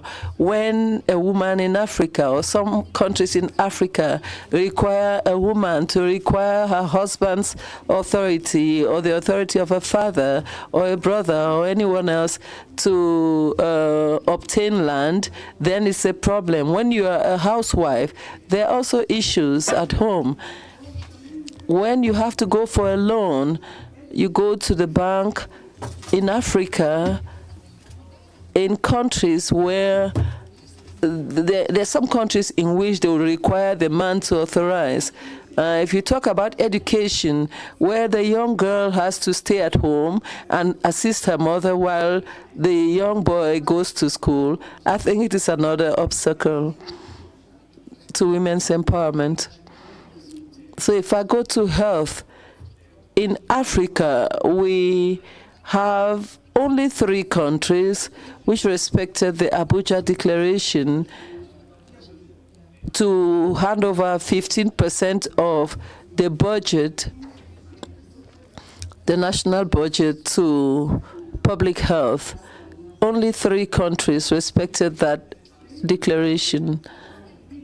And death among mothers and children is very high in Africa. Let me go back to health. Universal health insurance doesn't exist anywhere in Africa. That's where we could have been able to help our women and children if we had this insurance and prevent them from dying. Access to loans. Banks are very distant. In the rural areas, we have few banks. Even when you ask for a loan, the interest rates are very high, and women cannot have these loans. That's another obstacle. If you have to mention gender-based violence, young girls are raped or women are raped. Sometimes there are adverse or harmful traditional practices like female genital mutilation. All these are indicative of the fact that there's so much to be done before we get to the point where we can wish to promote the health of the woman and women's empowerment. I'm of the opinion that we have to brainstorm and review all the national laws which don't promote women. For instance, the law on quotas. We have at least about 10% in some countries, 15% in other countries. Elsewhere, it's 25%, like in my country. Why do we have these quotas? Why not the right person at the right place? Why do we have to raise barriers for women to occupy good positions? Why are we bound to have such walls raised? I think there's much to be done before getting to our destination. Thank you very much. Thank you very much. Honorable Member, yes, it's your turn. Thank you, Madam Chair, and I also want to add my voice to this very important P20 summit. Madam Speaker, I would like to first start to quote from Thomas Sankara, who said, "Comrades, there is no true social revolution without the liberation of women." And I believe women participated a lot to the liberation of this continent. Women were warlords. They fought against imperialism and colonialism. And if you go back to history, let us not assume that women were not having significant role in Africa. Women were recognized in our society as our mothers, as our carers, as our bearers. Along the line, something happened, which we all know they are left behind. But we will not stand here and say women are not treated well. The gaps that are there now, we have to look into the laws. But sometimes it's very disheartening. You see women fighting against the progress of women. you bring a law to the parliament because you are not in good time with a woman who is a mover or who introduced the bill, you will see women in that parliament fighting against that bill. Progressive bill, like quota system, women empowerment. It happens in the Gambia. It was men who stood on the floor to fight for that bill to pass. So that's why I'm very happy when an honorable member of Tunisia said, women alone cannot do it. Secondly, Your Excellency, we've been talking about women empowerment, supporting women. Who are we supporting? Are we supporting only educated women or educated elites? We need to do research in this. How many women are benefiting from all these schemes? In the name of rural women, we raise funds. Do we give them those funds? And how do they access the funds? Political biasness is seen naked in terms of resource allocation, in terms of accessing those resources. The government in power will bring those resources and give it to only the party members, women in that party. And sometimes when they are giving them loans, they don't make it clear to them that whether this is a revolving loan or not. So if it is given on a platform, do you expect that loan to be paid back? So that's why we have a lot of challenges. We must speak truth to each other. We must be honest to each other. We must know that there are hundreds of thousands of women who are still suffering with the local traditional hosts in the farms. They cannot have access to market. They are still using the prototype tool to farm, to feed their families. So those who are fortunate enough to be educated, we must hold the bull by the horn and visit these people in their local communities and work with them. Chairman, come to postings. I was a teacher.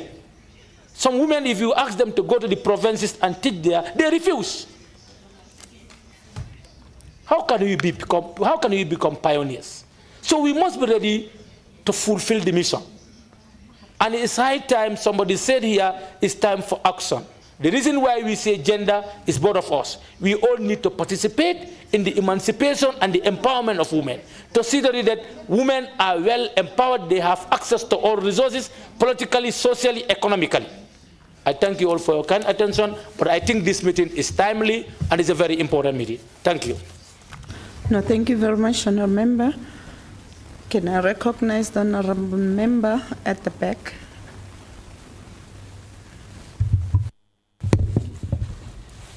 Merci beaucoup. Thank you very much, Madam President, for giving the floor.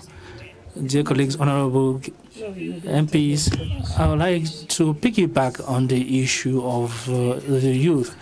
When I talk about this youth, I'm referring to the two sexes, the female and the male sexes. Madam President, we would like that the young people be at the heart of our concerns, or the center of our concerns. Young people need to be at the center of decision making as the future of as posterity. Recently, I paid a visit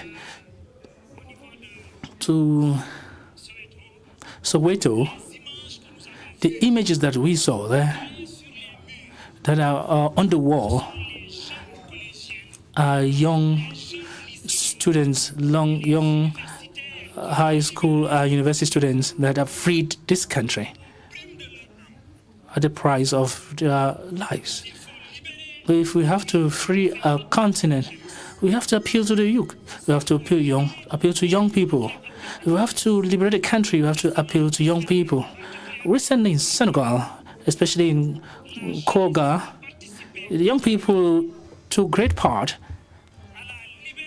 in liberating and establishing justice and democracy. We need to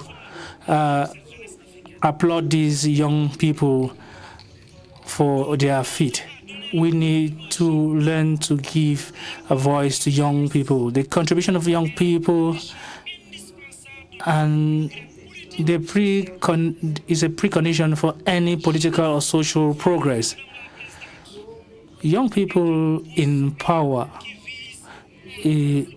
seeks two objectives: supporting people in achieving their projects for the benefit of their own community by promoting justice and the empowerment of young people. Madam President, the place of young people in the parliament should be introduced.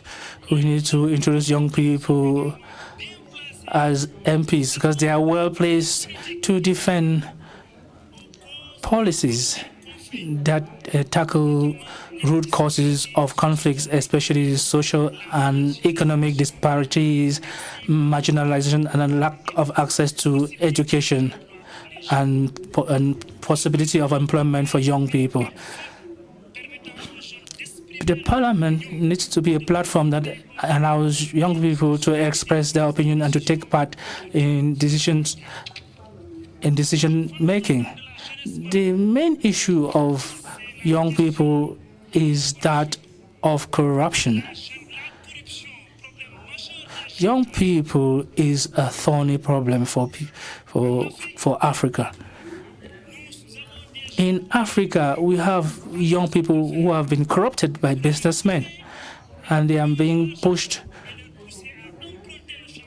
to sacrifice their lives and to emigrate from the continent. Madam President, about 5,600 young people who have been interviewed feel that corruption is the greatest obstacle to their personal development and a better life. To wrap up, Madam President, we have to train these young people. We have to fund these young people. We have to support and encourage these young people to work, stay back at home and work and put an end to illegal immigration. Thank you very much. Thank you very much, Honourable Member. I note, can I take the hand? Yes, Honourable Member. Thank you very much, Madam Chair.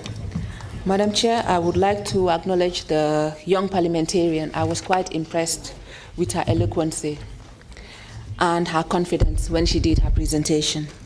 I'm also from a parliament that's quite young. Madam Chair, in the Gambia, I think 75% of our parliamentarians are youth, if I can be corrected. I'm only 54, and I'm one of the oldest in my parliament. So I think we should applaud Gambians for electing young people. And Madam Chair, Africa has a population of 1.5 billion. I think as parliamentarians, we should consider these figures very well, because we approve budgets in our countries.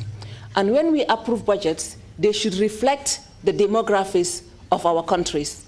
When we approve budgets, they should be reflective of the needs of the states of affairs in our countries. Madam Chair, out of that 1.5 billion in Africa, 400 million are young people under the age of 35. I think they should be reflected in the AU when we do what we do at the African Union. 50% of that is women. Madam Chair, we applaud the AU for doing what they are supposed to do by ratifying the Convention ending violence against young women and against women and girls, I beg your pardon. Madam Chair, I am proud to say that Gambia have signed that convention yesterday, and we are looking forward to ratifying it in our National Assembly. We all sit here from different parliaments. I urge each and every one of us to go back to our countries and make sure that they sign and ratify as soon as possible. The strength and power of Africa lies on the youth and on the women. We are not discounting the strength of the men. Like somebody said, we are not competing, and definitely we are not competing. We applaud and appreciate the efforts of men, like my honorable colleague have just mentioned. We tabled a bill for women representation to reserve seats for women in my parliament. And thanks to the men, they supported. Because we did not have enough women in the parliament, we depended on the men to support us. But unfortunately, we did not have enough support. So we are not only women, we are mothers to those men. We are daughters to those men. We are wives to those men. And to our children, we need to teach them in early ages that they need to stand up for the other gender, which is the woman. We should not see ourselves as inferior to men. We should be seen side by side, because without that, we will not progress. Madam Chair, as Madam Salif had said, she is the first democratically elected female president in the continent. She said, if your dreams are not big enough, if you do not dream, if your dream does not scare you, it is not big enough. And as female, we need to have dreams that scare us. We shouldn't just dream of 30%. That is not big enough. It will not scare us. We should think of 50-50. Side by side, we can progress the Africa continent, Madam Chair. And for the youths, we need not only count them in numbers, we need to invest in their socio-economic development. They are the future of the country. They are the future of the continent. We stood here proudly listening to Madam Honorable from the South African Parliament, and her eloquency, her confidence shows that she had great investment not only by her country, but by her parents.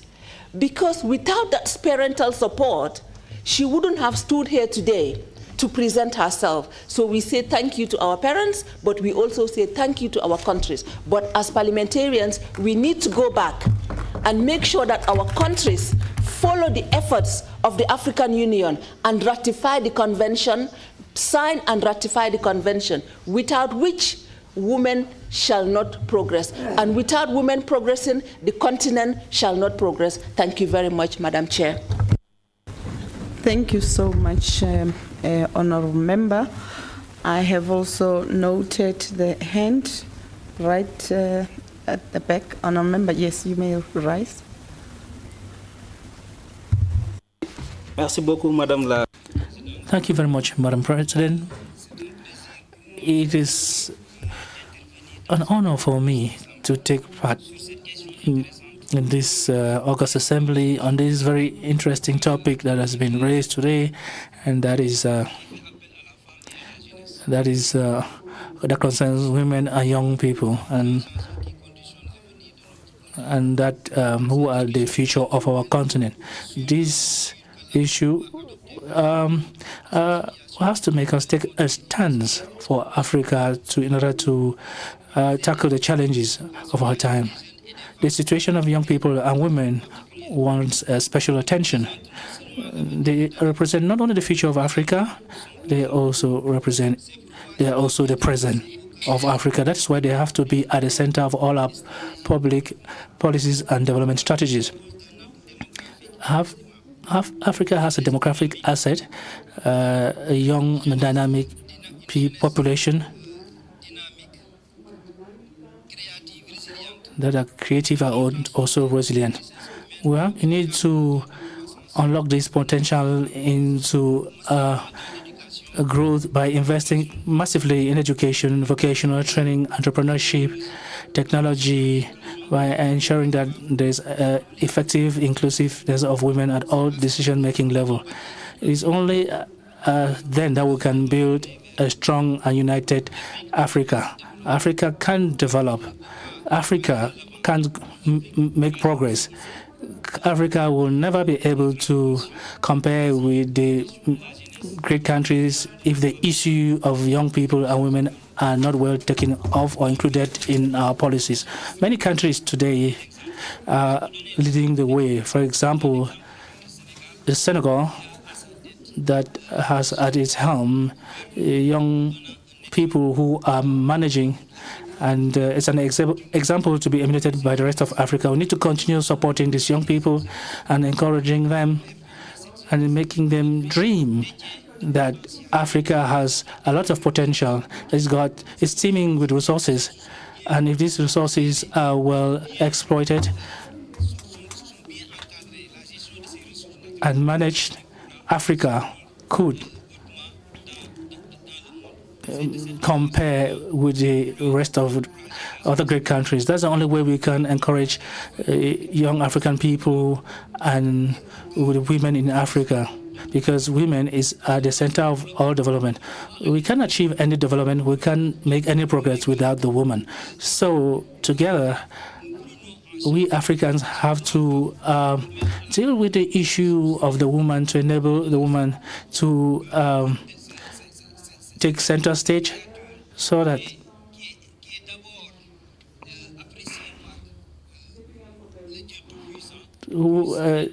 the woman who's appreciated by God himself should lead the way in development. Thank you very much, Madam President. Thank you very much, Honourable Member. Can I recognize the Honourable Member? Bon après-midi tout le monde. Good afternoon, everyone.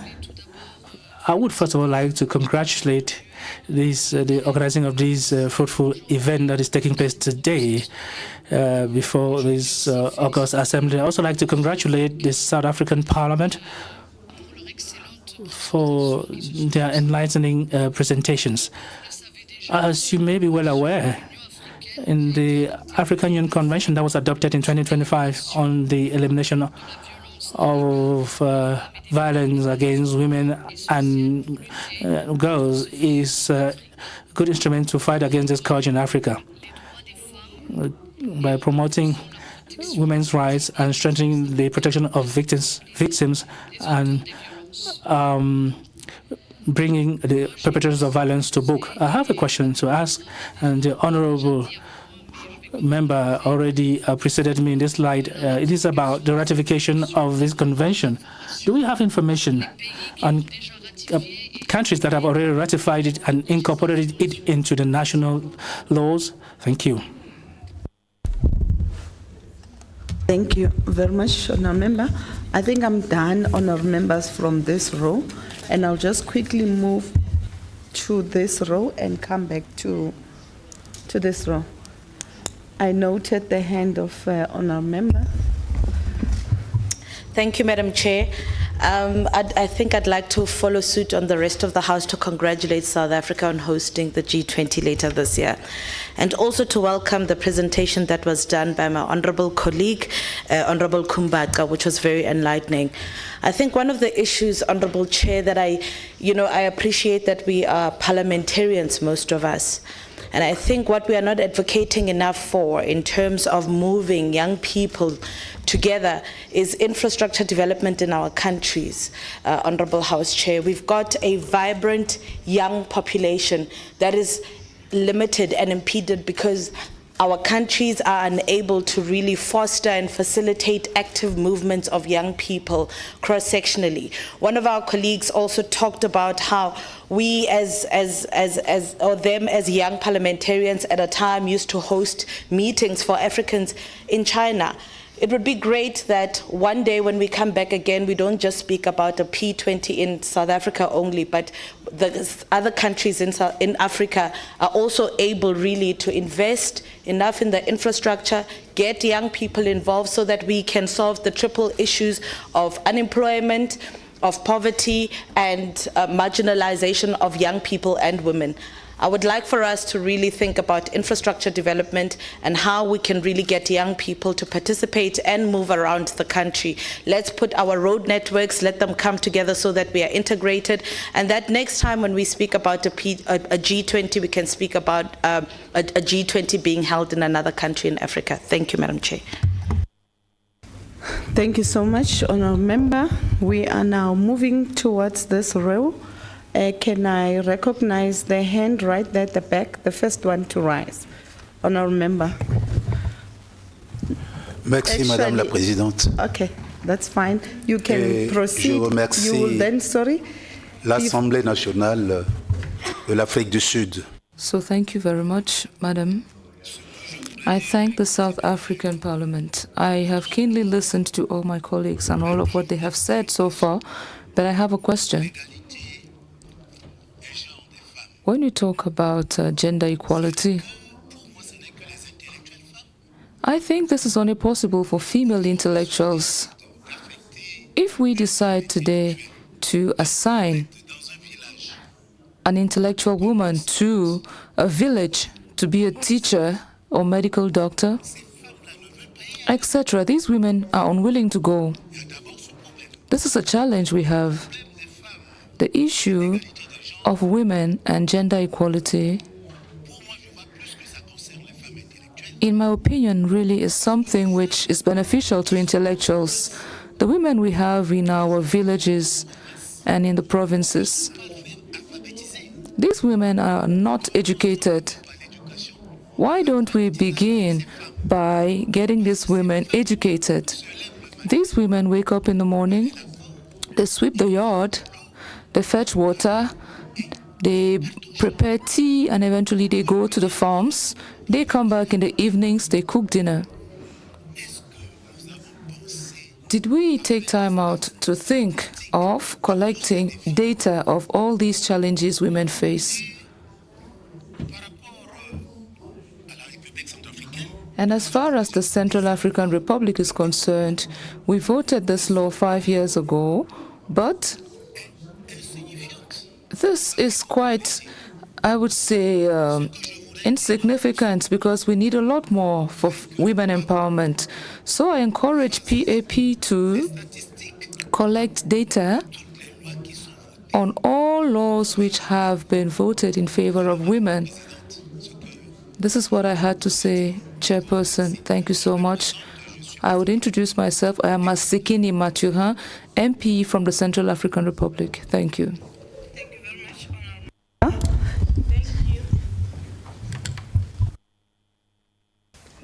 Thank you, Honorable Chair. I would like to thank South Africa for organizing this event, which is a key milestone in harnessing parliamentary diplomacy. I applaud the young parliamentarians with their efforts for their aspirations to be realized at the G20 summit. If Africa wants to invest in the future, it must invest in the young people. On women, Honorable Chair, we must also know that women in Africa, we are the backbone of Africa. African women plays a crucial role in advancing women's rights and gender equality on the continent. That include promoting gender-sensitive legislation, advocating for women's empowerment, oversight and accountability, representation and participation, addressing gender-based violence in Africa. By performing these roles, African parliaments can contribute significantly to advancing women's rights and promoting gender equality on the continent. I thank you, Madam Chair. Thank you very much, Honourable Member.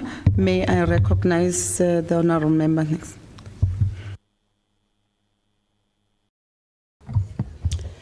Thank you so much, Honourable Chair.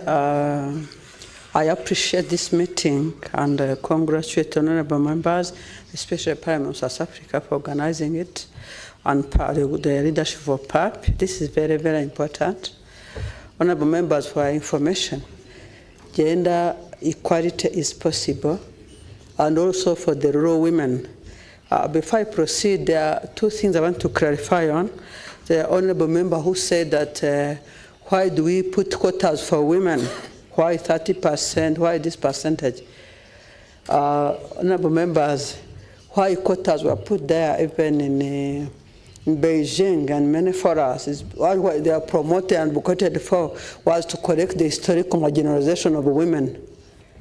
And for our information, this marginalization was not done by men. It's historical, it's cultural, it is embedded. Both women and men advocated for it. But as time went by, there's understanding that for societies to develop, to continue, women, men, young people should be put at the forefront and participate in national development. Madam Chair, I am an MP from the country of Rwanda, and as Aria said, we have many more women in decision making, and it's not only numbers, but what was possible is that first of all, there's the political will, leadership. They feel a country cannot develop without women being part of the process. So it's not a favor done to women. So then gender responsive legal and institutional framework, access to land, access to resources, access, and then gender responsive policies and programs, and where we put men engaged.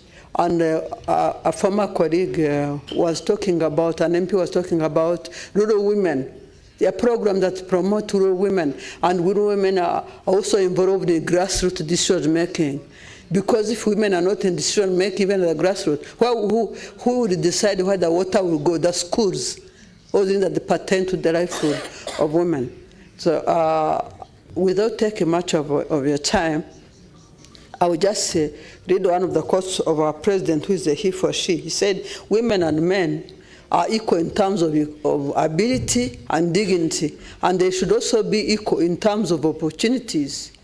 As a Rwandan and as a global community, we need every member of our society to use his or her talents to the fullest if you are ever to reach our development agenda. Thank you.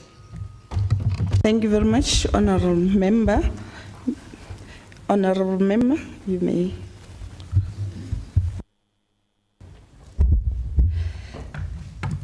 Merci, Madame la Présidente, d'avoir donné. Thank you, Chairperson, for giving me the floor. I would like to emphasize something on educating women and capacity building in favor of women. An educated woman can equally educate her children, so we suggest that we should envisage setting up model laws which compel young girls to reach a certain level of education so that they would be able to ensure the protection of their rights and the rights of their families, to equally master their rights, to equally know how to keep themselves free from risks and danger. We would also wish to say that women need to be respected, and we need to equally be very mindful of the laws that have already been adopted in favor of women. An educated woman with a high intellectual value would be able to be fully empowered, and she therefore becomes a lever for the economy of her country. We women would remain united, assisting one another, because we would be role models for our children and for the youth. When we refer to the young people, we women should always make every effort to ensure that we are role models for the young people. Finally, we need to support one another as women. We need to show ourselves respect of our values, because we do not need to ask men to respect us if we cannot respect ourselves sufficiently. Thank you. Thank you very much, Honorable Member. You may take the stand, Madam. Yes. شكرا جزيلا. Thank you so much, Madam Chair. My name is Khadija from Morocco, the Deputy Chair of Gender Committee. I'm very pleased that we are speaking here today about youth and gender as a theme of G20. And I would like to say that even in the countries that are considered as the big countries or advanced countries, women still suffer. It's true that African women, they really have double suffering, and so they are facing lots of challenges. And here I would like to thank my colleagues in the Parliament, because through their interventions, I've noticed that we really have like an agreement on everything related to women, because it's not related to women only, but it's the issue of the whole society in general. The African women, they are facing lots of challenges, women or young women, and they really need corrective action in all fields, and to have equal opportunities before equality. Starting by changing mindsets, we know that in our continent we have many cultures, we have many beliefs, and so we have to raise awareness. We have also to have or to develop comprehensive policies that would take into account our own characteristics as African societies, African communities. So it would respect our culture, it would respect our African identity. Those policies, Madam Chair, have to focus on empowerment, has to focus on social empowerment, political empowerment, starting by science, starting by education. We have a saying in Arabic that says, science is light. So if we give this weapon to women, which is education, which is science, definitely they will enlighten our continent.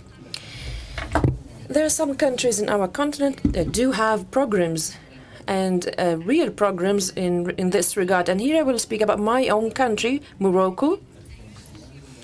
In Morocco, we encourage a lot those programs. We have several programs that empower girls.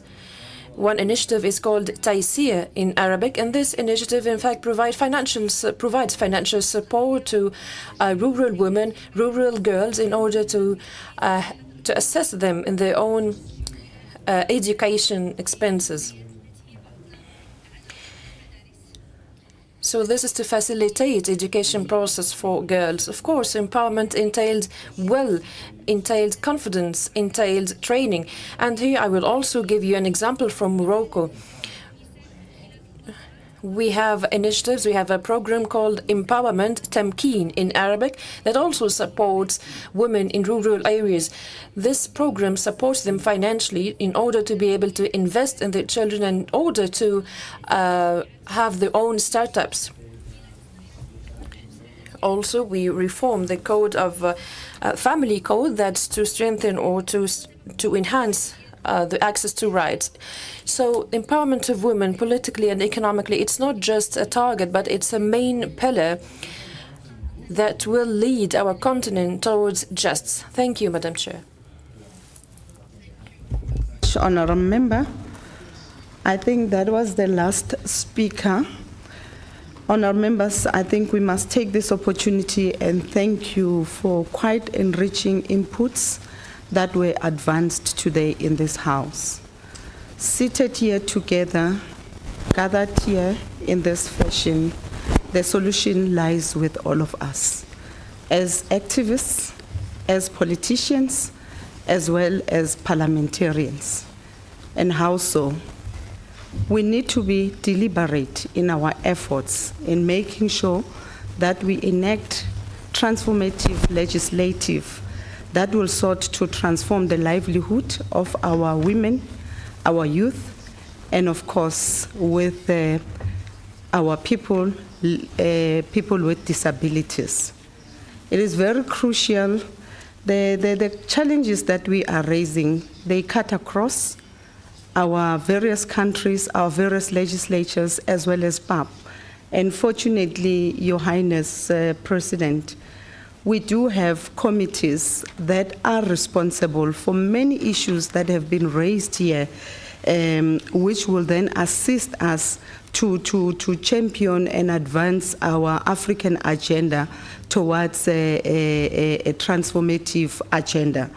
Now, having said that, it is my firm belief that as African countries, we really need to collaborate to address our continental and global challenges, particularly in areas of sustainable development.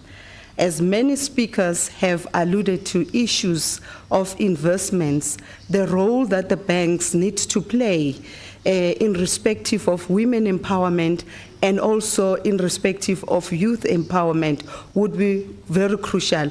It is us who must unlock those opportunities through enacting the legislations that will enable our respective countries to afford our young people an opportunity to develop and grow and take a trajectory that will make sure that there is sustainable development. True to the saying that says that our countries are becoming younger day by day. And therefore, the question is, what is it that we are doing to prepare for the next generation to come as legislators? What is it that we really need to do to make sure that we leave a legacy that will be meaningful and very impactful for the fourth or fifth generations to come just after us being, whether went back home or by natural course, we shall have departed with this world. And I'm saying, honorable members, as African countries, we really need to benefit in terms of partnership through this P20 and our various platforms that are presenting itself. One of the honorable members is saying that there cannot be youth without youth speaking for themselves. And they are saying that we do have platforms which were created, Your Highness Chief President, that were created to afford our young people an opportunity to come to the fore and speak about their issues and determine their agenda and advance their agenda. I think it's something that we really need to consider through our youth committee. We create that platform, and accordingly, it goes with women as well, because there are many formations out there, be it the NGOs, the women's sectors, various sectors in which women have coordinated themselves. They can speak for themselves. They can set the agenda and set the tone for us, so that as we go in our respective legislatures and as well as coming here in Parliament, in Pan-African Parliament, we are the voice of reason for those women. I think the message that we have heard today, it was well received, and we are saying that, of course, we really need to have a deliberate approach so that we collaborate in initiatives that can lead to increased investment in infrastructure, in technology, and as well in industries, so that we can boost our economic development across the African country. That is why we are talking about intra-African trade, so that we take advantage of the global issues that is happening, particularly in the USA. That presents, be it as a problem, but it presents an opportunity for us as African countries to come together, sit together, and decide what is it that we need to do so that we develop our own economies, so that no one is left behind. So that says, Honorable President, as this Pan-African Parliament, we've got a huge responsibility to make sure that we unite and we foster unity amongst this country. It also presents an opportunity for us as African countries to address the socio-economic challenges amongst our youth as well as women and people with disabilities. I think we really appreciate the inputs that have been put forward. We are taking them with us so that as we prepare to engage with our counterpart globally, we now have an idea as to what is the attitude of African countries in terms of issues pertaining to youth development, women development, and people with disabilities. Having said that, from my side, as the co-chairperson, we once again want to take this opportunity that has been forwarded to us as South Africa, one of the son of the soil, to come and present to our neighboring sisters countries so that we share your ideas as well. As we go there, we're not going there as South Africans, but we are going there as the voice of Africans. We thank you once again for an opportunity.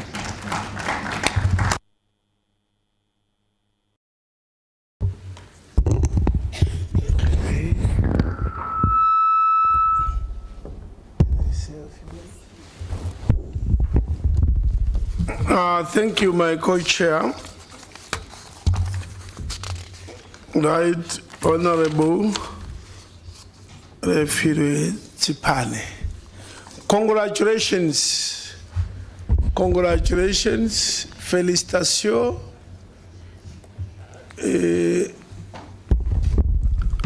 Shukran that we've held this meeting this afternoon. Congratulations to all those that are here, all those that attended. You know, we are parliamentarians in this room, whether it's PAP, whether at the level of South Africa, you are in parliament at whatever level. One thing is that we have all complained in our lives, and the people have complained in their lives about leaders whom they elect. It's a complaint every day about whether it's councillor, member of parliament, senator, member of council of provinces, or minister. People complain about the absence of the people they elect. And it shows even in this room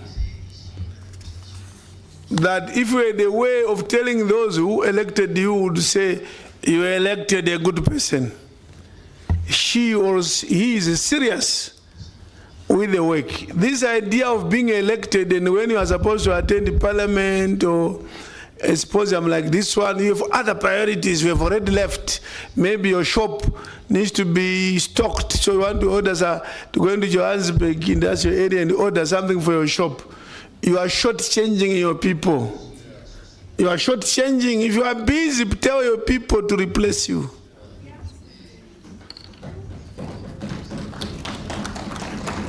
Yeah.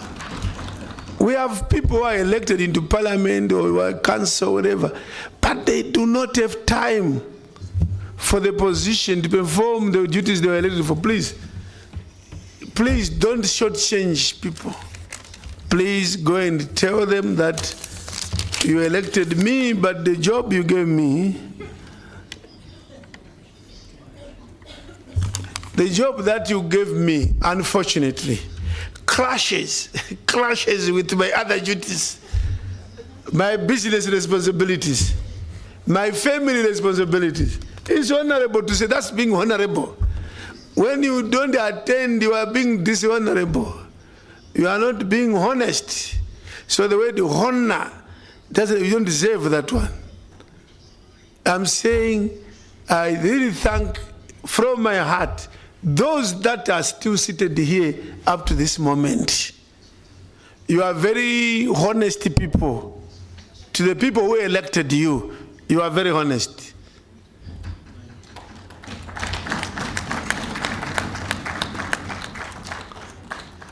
It is true, the women, the youth out there,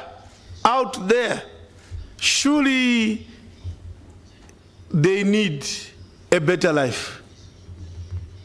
They need a better life in many ways, whether it's education, health, roads, transport, food, you name it out there, people need a better life.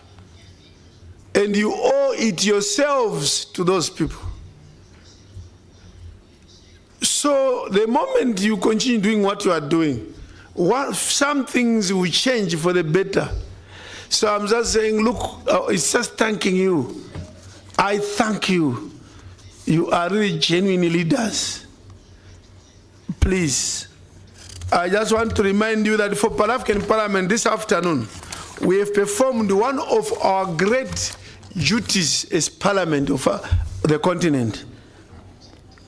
Because the statutes establishing PAP, and I want to quote, one of them says to provide, PAP will provide a common platform for African peoples and their grassroots organizations to be more involved in discussions and decision making on the problems and challenges facing the continent.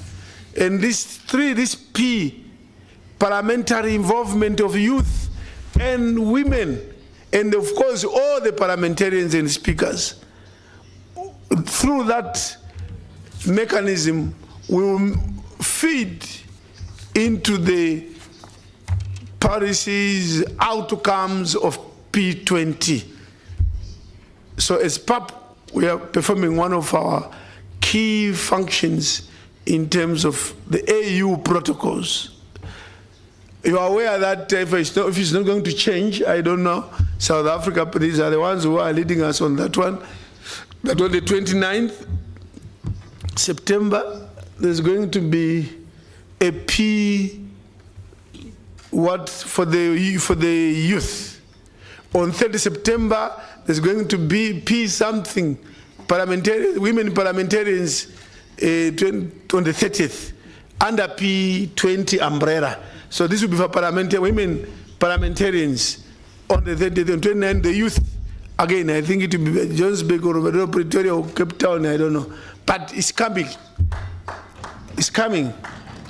There is a day for the youth that's coming on the 29th of September, a whole day. There's a day, 29. There's a whole day for women on the 30th. And there's a day for parliaments. Parliaments, whether it be speakers, with the delegations, from 1, 2, 3 October. So we are there. Let us push. Let us attend meetings. May I invite you or remind you again in joint meeting with the Parliament of South Africa, represented here by our MP and friend, Honorable Lefile. So Lefile is on a Monday. All of you, after I've been praised today, don't change on Monday. Because on Monday, 9 to 5, we are in this room. We are in this room, 9 to 5.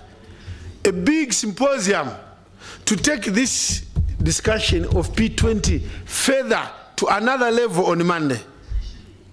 It's now on Monday. Whole day there will be a symposium on Monday. Special day.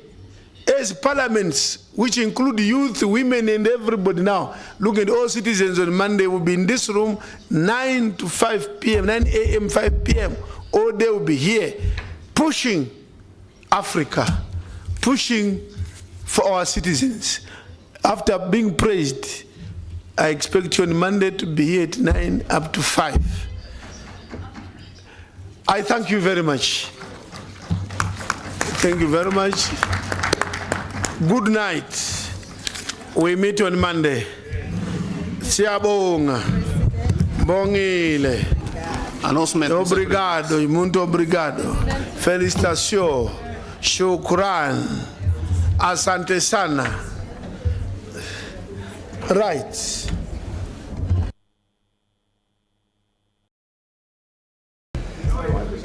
Annonce, s'il vous plaît.